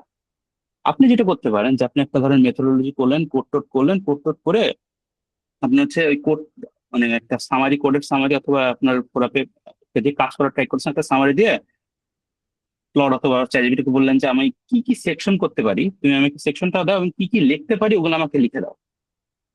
ও আপনাকে আইডিয়া দিবে, আপনি আইডিয়াটা নিবেন, ওকে একটা আলাদা সত্তা হিসেবে ইউজ করবেন, যার কাছ থেকে আপনি আইডিয়া নিচ্ছেন, বাট তার আইডিয়াটা আপনি কপি করবেন না, আপনি আপনার আইডিয়াটা যুক্ত করে তার সাথে দিবেন। এখন আপনি যদি ডাইরেক্ট কপি পেস্ট করেন, প্রথম কাজ হচ্ছে প্রত্যেকটা পেপার জানার হচ্ছে ওই চেক দেয়, মানে এআই চেক দেয়। আপনার চেকটা যদিও চেক দেওয়ার আগেও যারা হচ্ছে এখন এক্সপিরিয়েন্স অলরেডি, যারা রিভিউয়ার আছে তারা খুবই এক্সপিরিয়েন্স, তারা আপনার কথা পড়লেই বুঝবে যেটা এআই, কোন এআই দিয়ে লেখছে এটা এরাও বোঝে, ক্লড লেখছে নাকি এলএল মানে চ্যাট জিপিটি লেখছে। এবং এটা খুবই মানে এখন এমন হয়ে গেছে আমিও বুঝি, আমার এক্সপিরিয়েন্স খুব বেশি না, বাট আমি এখন পড়লে বুঝি যে কোনটা এআই দিয়ে লেখা। তো তখন যেটা হয় যে আপনার প্রথমেই ওরা পড়তে যায়, আপনার পেপারে কিন্তু এখনো কোনো ভুল বের হয় নাই, ওরা জাস্ট আপনার অ্যাবস্ট্রাক্ট করছে, পড়া শুরু করছে। ভুল বের হওয়ার আগে ওদের একটা মাথার মধ্যে ঢুকে গেছে যে এই ছেলে তো এআই দিয়ে লিখছে। আপনার পেপার যত ভালো হোক, যত ভালো হোক সে ভালো রিভিউ দিবে না, কারণ প্রথমে একটা নেগেটিভ ইফেক্ট আপনি করে ফেলছে।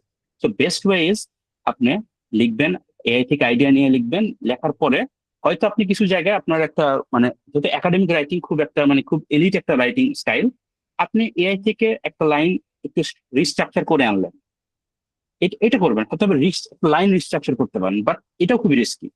রিস্ট্রাকচার করার পরে আপনি আবার নিজে একটু এডিট করবেন, করে যে কাজটা আপনি সবসময় করবেন যে পেপার শেষ আপনি কোনো জায়গা থেকে আপনার এখানে আবার অ্যাডভাইজারি রুল চলে আসে। প্রত্যেকটা প্রফেসরের কাছে হচ্ছে টার্নিটিন অ্যাকাউন্ট থাকে, একাডেমিক টার্নিং অ্যাকাউন্ট। সেখান থেকে তারা হচ্ছে চেক করে দিতে পারে যে আপনার প্লেজারিজম কতটুকু, আপনার হচ্ছে আহ কি বলে এই যে এআই কতটুকু আসছে টার্নিটিন থেকে। যদি ধরা পড়ে আপনি ওটা আবার ওই পার্ট গুলো দেখবেন হাইলাইট করা থাকবে, ওই হাইলাইটেড জায়গাগুলো আপনি আবার সলভ করে আবার চেক দিবেন। কারণ এই এআই যদি থাকে আপনার পেপার আসলে ওই জাজমেন্ট পাস করার আগেই অলমোস্ট তার মাথার মধ্যে রিজেক্ট হয়ে যাবে, যদি এআই পড়ে বোঝা যায় যে এআই হয়েছে। তার উপর আবার তারা চেকও করে অনেক জায়গায়। তো এটা আসলে হুবহু কপি করা যাবে না, নিজের ভাষায় লিখতে হবে এন্ড বারবার হচ্ছে ওই যে চেক দিতে হবে জমা দেওয়ার আগে। এটা হয়তো থার্ড পার্টি দিয়েও করা যায়, বাট এখন কতটা করানোর জন্য আমি শিওর না, আমি এখন হয়তো বন্ধ আছে অর সামথিং। আচ্ছা, তার হচ্ছে আচ্ছা আজমাইন যুব ভাইয়া হ্যান্ড রেজ করছিলেন। ভাইয়া আসসালামু আলাইকুম। ওয়ালাইকুম আসসালাম। ভাইয়া কেমন আছেন? আলহামদুলিল্লাহ। ভাইয়া আমার হচ্ছে যে কোশ্চেনটা ছিল, ও এমনিতে হচ্ছে আমি CSC department first year first semester বাংলাদেশে হচ্ছে ঢাকায় একটা ইউনিভার্সিটিতে পড়াশোনা করছি। তো ভাইয়া আমার যে কোশ্চেনটা, প্রথমে সরি বলে নিচ্ছি যদি কোনো সিলি বা কোনো না না ধরনের সিলি, কোনো মানে কোশ্চেন সিলি না, আপনি আসলে বিন্দাস করছিলেন। মানে আমার হচ্ছে মেইনলি মেশিন লার্নিং নিয়ে অনেক আগে থেকে অনেক ইন্টারেস্ট। হুম, তো আসলে আগে যে বিষয়টা ছিল যে আগে আমি শুধুমাত্র মেশিন লার্নিং এর মানে এমনিতে আমার ইন্টারেস্টটা আসলে একটু অ্যাপ্লিকেশন ইঞ্জিনিয়ারিং বেসড আর কি। মানে হুম, আমি রিসার্চের থেকে বেশি ইমপ্লিমেন্টেশনটাকে ভালোবাসি, ইন্টারেস্টেড ফিল করি এটাতে। তো এর হুম, জন্য হুম, আমি আগে এমএল ইঞ্জিনিয়ারিং এ সবচেয়ে বেশি ইন্টারেস্টেড ছিলাম, যে একটা মডেলকে হয়তো ট্রেন করব, দেন হচ্ছে যে আমি সেটা ডিপ্লয়মেন্ট করব, দেন সেটা থেকে মডেলস হুম, থেকে এজেন্টিক এআই বা জেনারেটিভ এআই এর দিকে সুইচ হুম, করব। তো আস্তে আস্তে আসলে ওয়ার্ল্ডের ট্রেন্ড বা হুম, আমার কাছে এই জিনিসগুলো একটু মানে একটু হালকা হতে থাকে। তো এরপর হচ্ছে আমি মানে এজিআই সম্পর্কে জানতে পারি, আর ইন দ্য মিন টাইম আমার এমবেডেড সিস্টেমস এর উপরে অনেক আগ্রহ জন্মায়, এমবেডেড সিস্টেমস আচ্ছা, এন্ড আইওটির উপরে। তো নাইস। আমি আসলে এমবেডেড সিস্টেমস এন্ড আইওটির উপরে আগ্রহ জন্মানোর কারণে বেশ কিছু হার্ডওয়্যার প্রজেক্টও বানাই। হুম, তো আমি এগুলোর ভিতরে আসলে এজ এআই আর টাইনি এমএল এর যে ইমপ্লিমেন্টেশনটা সেইটা হুম, সম্পর্কে একটু আপনার কাছ থেকে ধারণা পেতে চাচ্ছিলাম। এইটা আমার ফার্স্ট কোশ্চেন। আর আচ্ছা, সেকেন্ড কোশ্চেন হচ্ছে যে আমি এমনিতে হচ্ছে যে বিএসসি শেষ করার পরই একটা ইঞ্জিনিয়ারিং জবে ল্যান্ড করতে চাই, বাট পাশাপাশি হায়ার স্টাডিটাও করতে চাই। তো জবের পাশাপাশি এমএসটা এন্ড পিএইচডিটা বিশেষ করে এমএল এন্ড এজেআই নিয়ে যদি করতে চাই, কিভাবে ব্যালেন্স করব সেই বিষয়ে যদি একটু সাজেশন দিতেন। আচ্ছা। আপনার মানে এটা ভালো, কোশ্চেনটা খুব সুন্দর। আপনি আপনার কনসেপ্ট খুব ক্লিয়ার, বেসিক্যালি আপনার যেহেতু ইন্টারেস্ট আছে, ইন্টারেস্টটা খুব ইম্পর্ট্যান্ট। এখন এজিআইএন হচ্ছে আপনি প্রথম কোশ্চেনটা হচ্ছে এজিআইএন হচ্ছে টাইনি এমএল, এটা হচ্ছে হার্ডওয়্যারের সাথে খুব মানে খুবই ওতপ্রোতভাবে জড়িত। বেসিক্যালি আমি যদি এখানে টু বি অনেস্ট, আমার আসলে এজিআইএন টাইনি এমএল এর মানে ডিরেক্ট আমার কোনো নেই, অভিজ্ঞতা নেই টু বি অনেস্ট। বাট যতদূর আমি আমি কি করছি, এই দুইটা হচ্ছে খুবই মানে কি বলে মানে খুবই ইমার্জিং দুইটা এরিয়া, যেটাতে আপনি ইজিলি মানে খুবই সুন্দর সুন্দর ফান্ড, আমি অলরেডি আমার পরিচিত কিছু লোকজন মানে খুবই ভালো ভালো ফান্ড পেয়ে চলে যাচ্ছে। ফান্ড মিনস হচ্ছে প্রফেসর আপনাকে হায়ার করতে, বুঝতে বাইরে পারছি। প্রফেসর।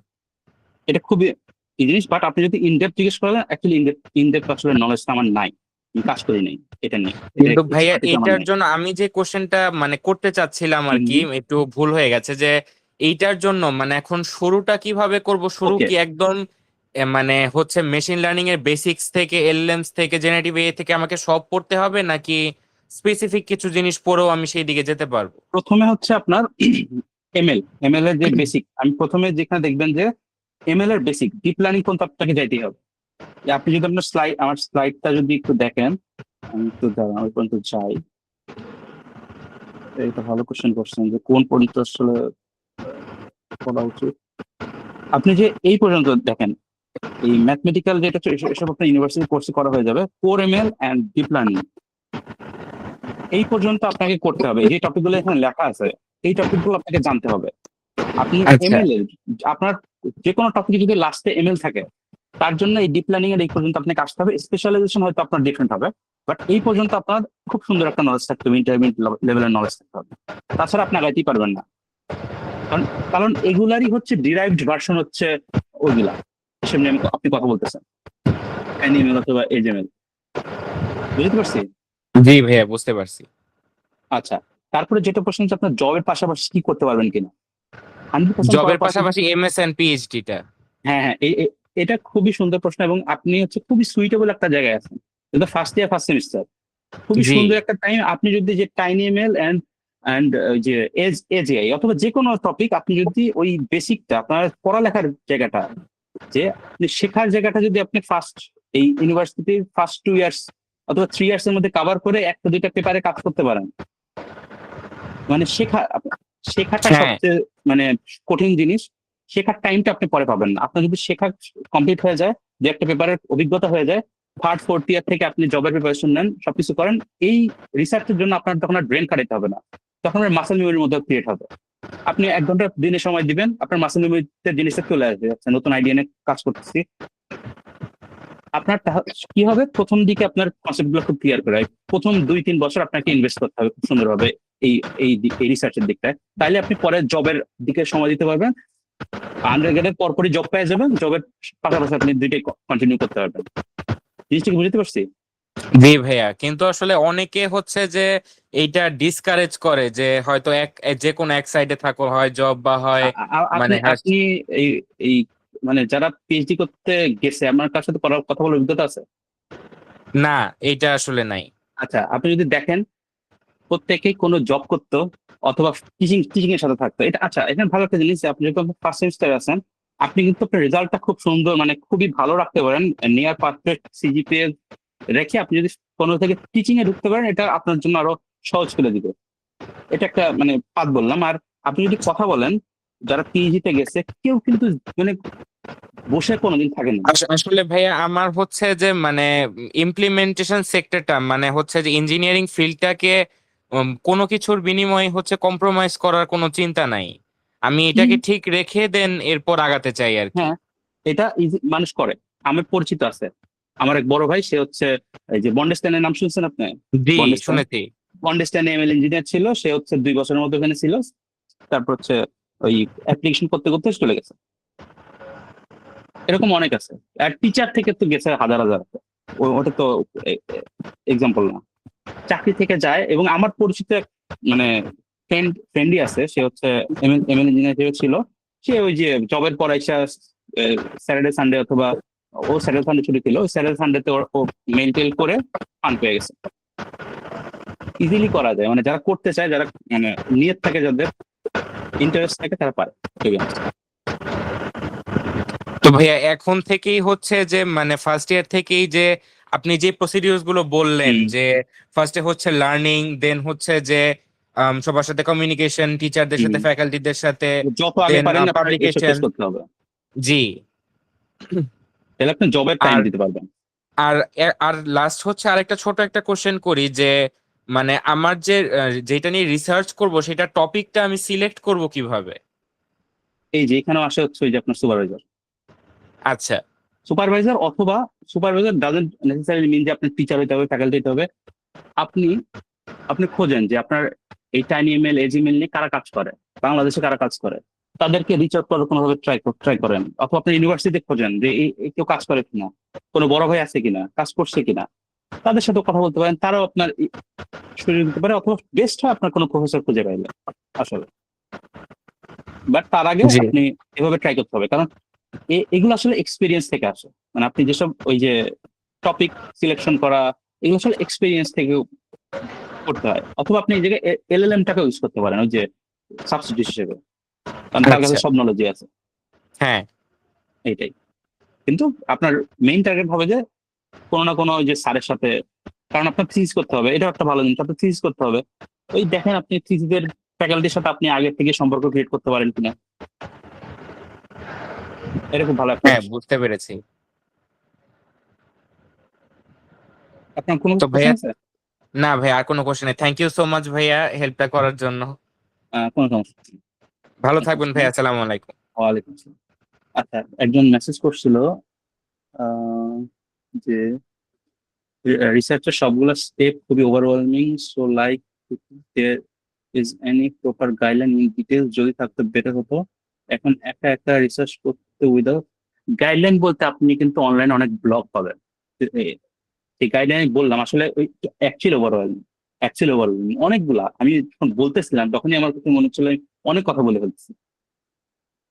এটা অ্যাকচুয়ালি আপনি অনলাইনে অনেক ব্লগ পাবেন, আমি ট্রাই করবো যে এগুলা আমি দিয়ে দিব। আমার কিছু ব্লগ মাথায় আছে আছে ওগুলো আমি দিয়ে দিব। বিভিন্ন ব্লগ আপনি ব্লগ করতে পারেন, আপনি যদি জাস্ট স্টেপ বাই স্টেপ একটা রিসার্চ কিভাবে করে অনেক ব্লগ পাবেন আপনি অনলাইনে, এবং খুব ভালো ভালো ব্লগ আছে। ব্লগ বলতে কিন্তু মানে রিটেন ব্লগ আর কি। এই ব্লগ গুলো আপনি পড়তে পারেন, এটা আপনার একটা নোট হিসেবে কাজ করে। এবং সব রিসার্চ পেপার, আবারও বলছি, রিসার্চ পেপার শেখার সবচেয়ে ভালো উপায় হচ্ছে রিসার্চ পেপার পড়া। আপনি একটা রিসার্চ পেপার যদি ডাইসেক্ট করেন পড়তে পড়তে, আপনি কিছু বোঝেন না, কিন্তু আপনার পড়তে পড়তে যদি কয়েকবার পড়েন একটা রিসার্চ পেপার, তখন কিন্তু অফকোর্স গিভেন দ্যাট আপনি এমএলএ নিয়ে পড়াশোনা করছেন, পড়াশোনা করার পরে তখন আপনার কাছে জিনিসটা সহজ হবে। তো মেইন সাজেশন হচ্ছে আপনার এসকে শিহান ফারদিন। তো আপনি ফার্স্ট হচ্ছে এমএলএ এটা শিখবেন, শেখার পর হচ্ছে পেপার পড়বেন, এন্ড দেন হচ্ছে ব্লগ বিভিন্ন ব্লগ আছে অনলাইনে, যে how to right research paper লিখে ব্লগ সার্চ দিলে আপনি পাবেন। এবং আমি পরে ট্রাই করবো যে লিঙ্ক, কিছু ব্লগের লিঙ্ক দেওয়া, আমার ফেভারিট কিছু ব্লগের লিঙ্ক দেওয়া। আচ্ছা, দেন আসলে হচ্ছে সিজিপিএ কেমন এফেক্ট ফেলে। সিজিপিএ কেমন এফেক্ট ফেলে, ফর এক্সাম্পল আমি থার্ড ইয়ারে আসছি 3.3, এটা কি পেপার পাবলিকেশন আসলে ডাজন্ট ম্যাটার, এটা 2 পয়েন্ট সামথিং নিয়েও মানুষ মানে পেপার পাবলিকেশনের সাথে তো কোনো সম্পর্ক নেই। আপনি যদি মিন করেন যে আমি এই পেপার করে কি আমি বিদেশে ফান্ড নিয়ে আমি হায়ার স্টাডিজে যেতে পারবো কিনা, আপনার যদি পেপার থাকে আপনার রিসার্চ এক্সপিরিয়েন্স আপনার সিজিপিএ সাবজেক্ট হিসেবে কাজ করবে। সোজা বাংলায় আপনার রিসার্চ পেপার আপনার সিজিপিএ সাবস্টিটিউট হিসেবে কাজ করবে, এটা কোনো ইস্যুই না। আচ্ছা, আর কারো কোনো কোশ্চেন আছে? ভাই আমার একটা কোশ্চেন। Sure. ভাই এই যে আপনি যে মানে এখন যে একটা রোড ম্যাপের মতো যে এখন যে আপনার স্কিম দেখে যাচ্ছি, ম্যাথ ফাউন্ডেশন, কোএলও, তারপর ডিপ লার্নিং পর্যন্ত যেতেই হবে যেটা বললেন, এখানে কি কোথাও মানে ডিএসএ ম্যান্ডেটরি যে আমার ডিএসএ টা কমপ্লিট থাকা লাগবে? ডিএসএ আসলে ওই যে আপনি যেটা বুঝাইতেছেন যে আমরা সব কোর্স করি ডাটা স্ট্রাকচার অ্যালগরিদম ইউনিভার্সিটিতে, অলমোস্ট কিছুই লাগে না। কিন্তু আপনার বাই দ্য ওয়ে আপনার হচ্ছে যে পাইথনের উপর খুব ভালো একটা ফাউন্ডেশন লাগবে, পাইথন ল্যাঙ্গুয়েজটা। আপনার যে ডিএস এর প্রবলেম সলভ করতে পারতে হবে। আপনি যদি এমএলএ এর দিকে আগান তাহলে নেসেসারিলি মিন যে আপনার ওইটা লাগবে। মানে পাইথন যে লাইব্রেরি গুলো যে আছে নাম হ্যাঁ, পাইথন, এগুলো যদি আপনি ইউজ করতে পারেন, এগুলো নিয়ে যদি আপনি প্রজেক্ট করতে পারেন, এনাফ, ডিএসএ লাগেন। ওকে ভাইয়া, থ্যাংক ইউ। No problem. আর কারো কোনো কোশ্চেন আছে থাকলে করতে পারেন।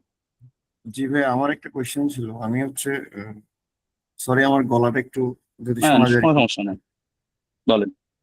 আচ্ছা, আমার হচ্ছে যে বাইরে হায়ার স্টাডিজ এর জন্য রিসার্চ পেপারটা আমার দরকার, আপনি যেটা বলতেছেন আর কি, জিপিএ অবশ্যই। কভার করবে। তো এই ক্ষেত্রে আমার যেটা লাস্ট ইয়ারে যেটা ডিফেন্সটা থাকে, ওই ক্ষেত্রে চুজ করার ক্ষেত্রে কি আমি থিসিসটা সিলেক্ট করলে আমার জন্য বেটার হবে, না প্রজেক্ট সিলেক্ট করলে better? অফকোর্স থিসিস, কারণ একটা থিসিসকে আপনি রিসার্চ পেপারে রূপান্তর করতে পারবেন, প্রজেক্টকে পারবেন না। প্রজেক্ট অনেকটা অ্যাপ্লিকেশন বেসড, ওটার মধ্যে ওই রিসার্চ পেপারের এলিমেন্ট গুলো থাকে না। না, সেই ক্ষেত্রে আমি তো সুপারভাইজার আমাকে আমার ইয়া থেকে সিলেক্ট করতে হচ্ছে, তো ওনার গাইডেন্সটা আমার জন্য ইম্পর্টেন্ট ওই ক্ষেত্রে। হ্যাঁ, আবার ওই আমার ক্ষেত্রে ডিফেন্সটা ঠিক টাইমে ক্লিয়ার করাটাও আমার জন্য একটা হ্যাঁ, ব্যাপার হয়ে দাঁড়ায়। এটা একটা ইস্যু, এটা একটা তো ইস্যু। আমি চাচ্ছি হচ্ছে প্রজেক্টটা, মানে আমার যেটা ভিউ সেটা হচ্ছে আমি প্রজেক্টটা যদি ওইটাতে নিই, তাহলে হচ্ছে সাথে সাথে যদি আমি আবার অন্য আনঅফিসিয়াল ভাবে আর কি হ্যাঁ হ্যাঁ, যদি ওটা হতে পারে।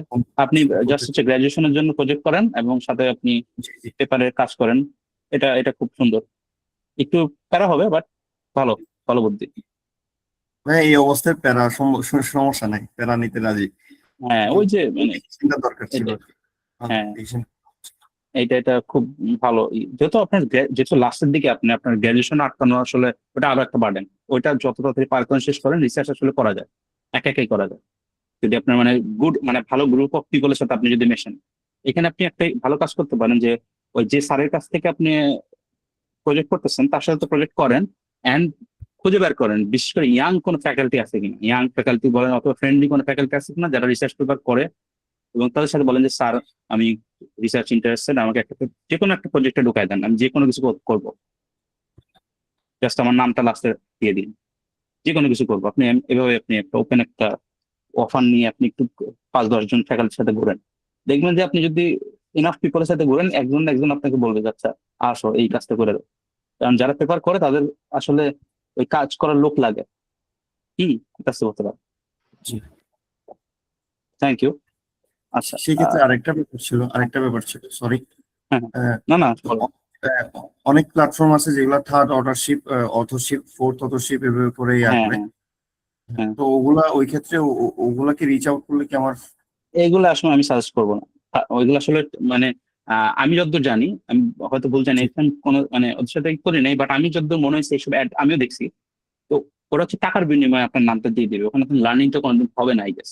যদি এমন হয় যে টাকার বিনিময়ে করতেছে, জি লার্নিংটাই আমার দরকার এখানে, আমার হ্যাঁ শিখতে পারবো লার্নিং কিনা এর আমার। জন্য আপনার কিছু হচ্ছে যে গ্রাউন্ড ওয়ার্ক করতে হবে, ওই আইদার নিজে শুরু করতে হবে অথবা কোনো ফ্যাকাল্টির সাথে যোগাযোগ করতে হবে।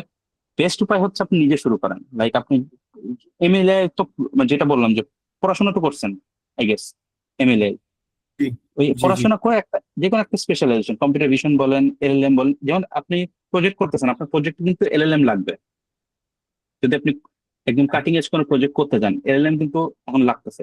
এলএলএম এর অনেক সুন্দর সুন্দর আছে, সিকিউরিটি এন্ড এলএলএম, এটা নিয়ে আপনি ঘাটেন। এটা কিন্তু একটা মানে অ্যাপ্লিকেশন বেসড একটা মানে রিসার্চ একটা ডোমেন, সিকিউরিটি এন্ড এলএলএম অথবা HCI and LLM, privacy and LLM, এইসব এইসব কিওয়ার্ড নিয়ে আপনি কিন্তু ঘাটতে পারেন। প্রজেক্ট রিলেটেড কিন্তু আপনার ওই যে দিয়ে এলএলএম দিয়ে আপনি ওই যে তার মধ্যে প্রাইভেসির কি কনসার্ন আছে, সিকিউরিটি কনসার্ন কি কি আছে, এগুলো নিয়ে কিন্তু আপনার পেপার হয়, এগুলো দেখতে পারেন। আর সবচেয়ে বেস্ট উপায় হচ্ছে পেপার পড়তে হবে, যে কোনো একটা টপিক উঠাবেন পেপার পড়েন। এই যে সিকিউরিটি এন্ড এলএলএম করলাম, আপনি যদি প্রজেক্ট করেন এলএলএম নিয়ে আপনি ইউজ করতে জানেন, যে কোনো এপিআই কল করে আপনি একটা পেপার পড়েন এলএলএম প্রাইভেসি, এলএলএম সিকিউরিটি, এখানে আপনার জন্য কাজগুলো ইজিয়ার হবে। আর Okay, সুপারভাইজার হিসেবে অলওয়েজ আপনার জন্য অ্যাভেলেবেল আছে চ্যাটজিপিটি এর প্লট। বুঝতে ঠিক পারছি, আছে ভাই, ঠিক আছে ভাই। হ্যাঁ থ্যাংক ভাই, ইউ। আচ্ছা রিসার্চের জন্য টিম করা বেটার নাকি ইন্ডিভিজুয়াল করা বেটার ফর হায়ার স্টাডিজ? আপনার টিম একমাত্র তখনই আসে যখন হচ্ছে আপনার কাজের বার্ডেন বেশি হয়, টিম কোনো নেসেসিটি না। নেসেসিটি হচ্ছে কাজের বার্ডেন যদি আপনার বেশি, বাট অফকোর্স আপনার যদি সেম মেন্টালিটির মানুষ যদি আপনি পান যে রিসার্চে ইন্টারেস্টেড এবং সিরিয়াস, অফকোর্স আপনার প্রথম প্রায়োরিটি হওয়া উচিত যে একটা টিম করবো, বাট এটা নেসেসারি না। আপনি যদি সেলফ সাফিসিয়েন্ট হন, আপনি ইমেল পারেন, পেপার পড়তে পারতেছেন, এই যে আমি বললাম প্রথমে রিভিউতে বললাম যে 40-50-30-40টা পেপার পড়া লাগবে, একা কিন্তু সম্ভব না। এটা কিন্তু কালেক্ট করা থেকে শুরু করে অ্যানালাইজ করা থেকে শুরু করে 2-4 জন লোক, অ্যাটলিস্ট 2 জন লোক লাগেই। বাট আপনি যদি ইনাফ টাইম দিতে পারেন তখন লাগে না, কারণ গ্রুপ করার সময় অনেক ঝামেলা হয়। এক গ্রুপে মানুষ আসে, ওই থিস করলে আপনি তাদের থিস করার অভিজ্ঞতা আছে, গ্রুপ প্রজেক্ট করার অভিজ্ঞতা আছে, এটা আপনার জানা, একজন কাজ করে বাকি কাজ করে না। তো আপনার যদি সেম মাইন্ডেড পিপল পান খুব ভালো, না পাইলে গো ফর ইট, নিজে একা করে ফেলেন যদি আপনার ওই পরিমাণ গার্ডস থাকে। আচ্ছা, আর কারণ কোনো কোশ্চেন আছে?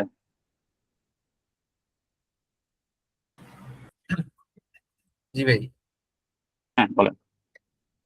ভাই সিএনএন আরএনএন নিয়ে তো মনে করেন অনেক প্রজেক্ট করা আছে, হুম, মানে যে জিনিসই দেখি সেটাই করা আছে। তো আমরা মানে কিভাবে নতুন কিছু মানে মানে করতে পারতাম?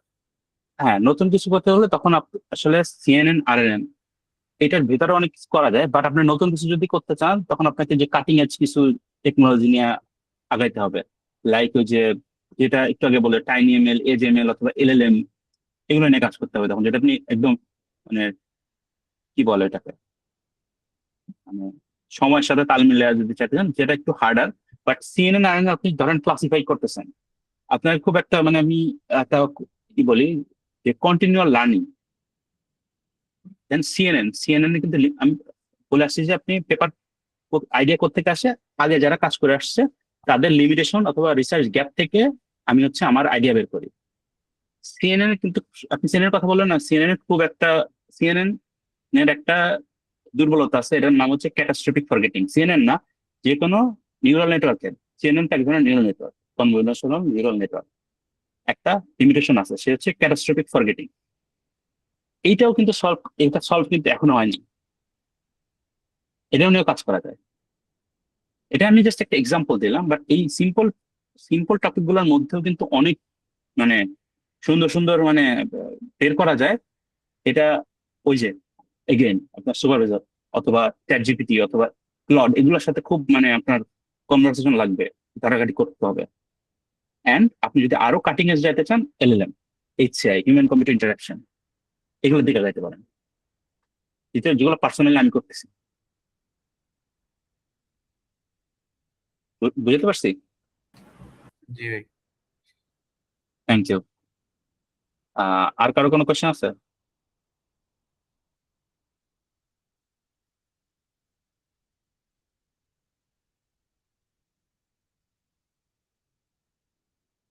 আই গেস কারো কোনো কোয়েশ্চেন নাই, তো আমরা আজকে মনে হয় এখানে র্যাপ আপ করতে পারি।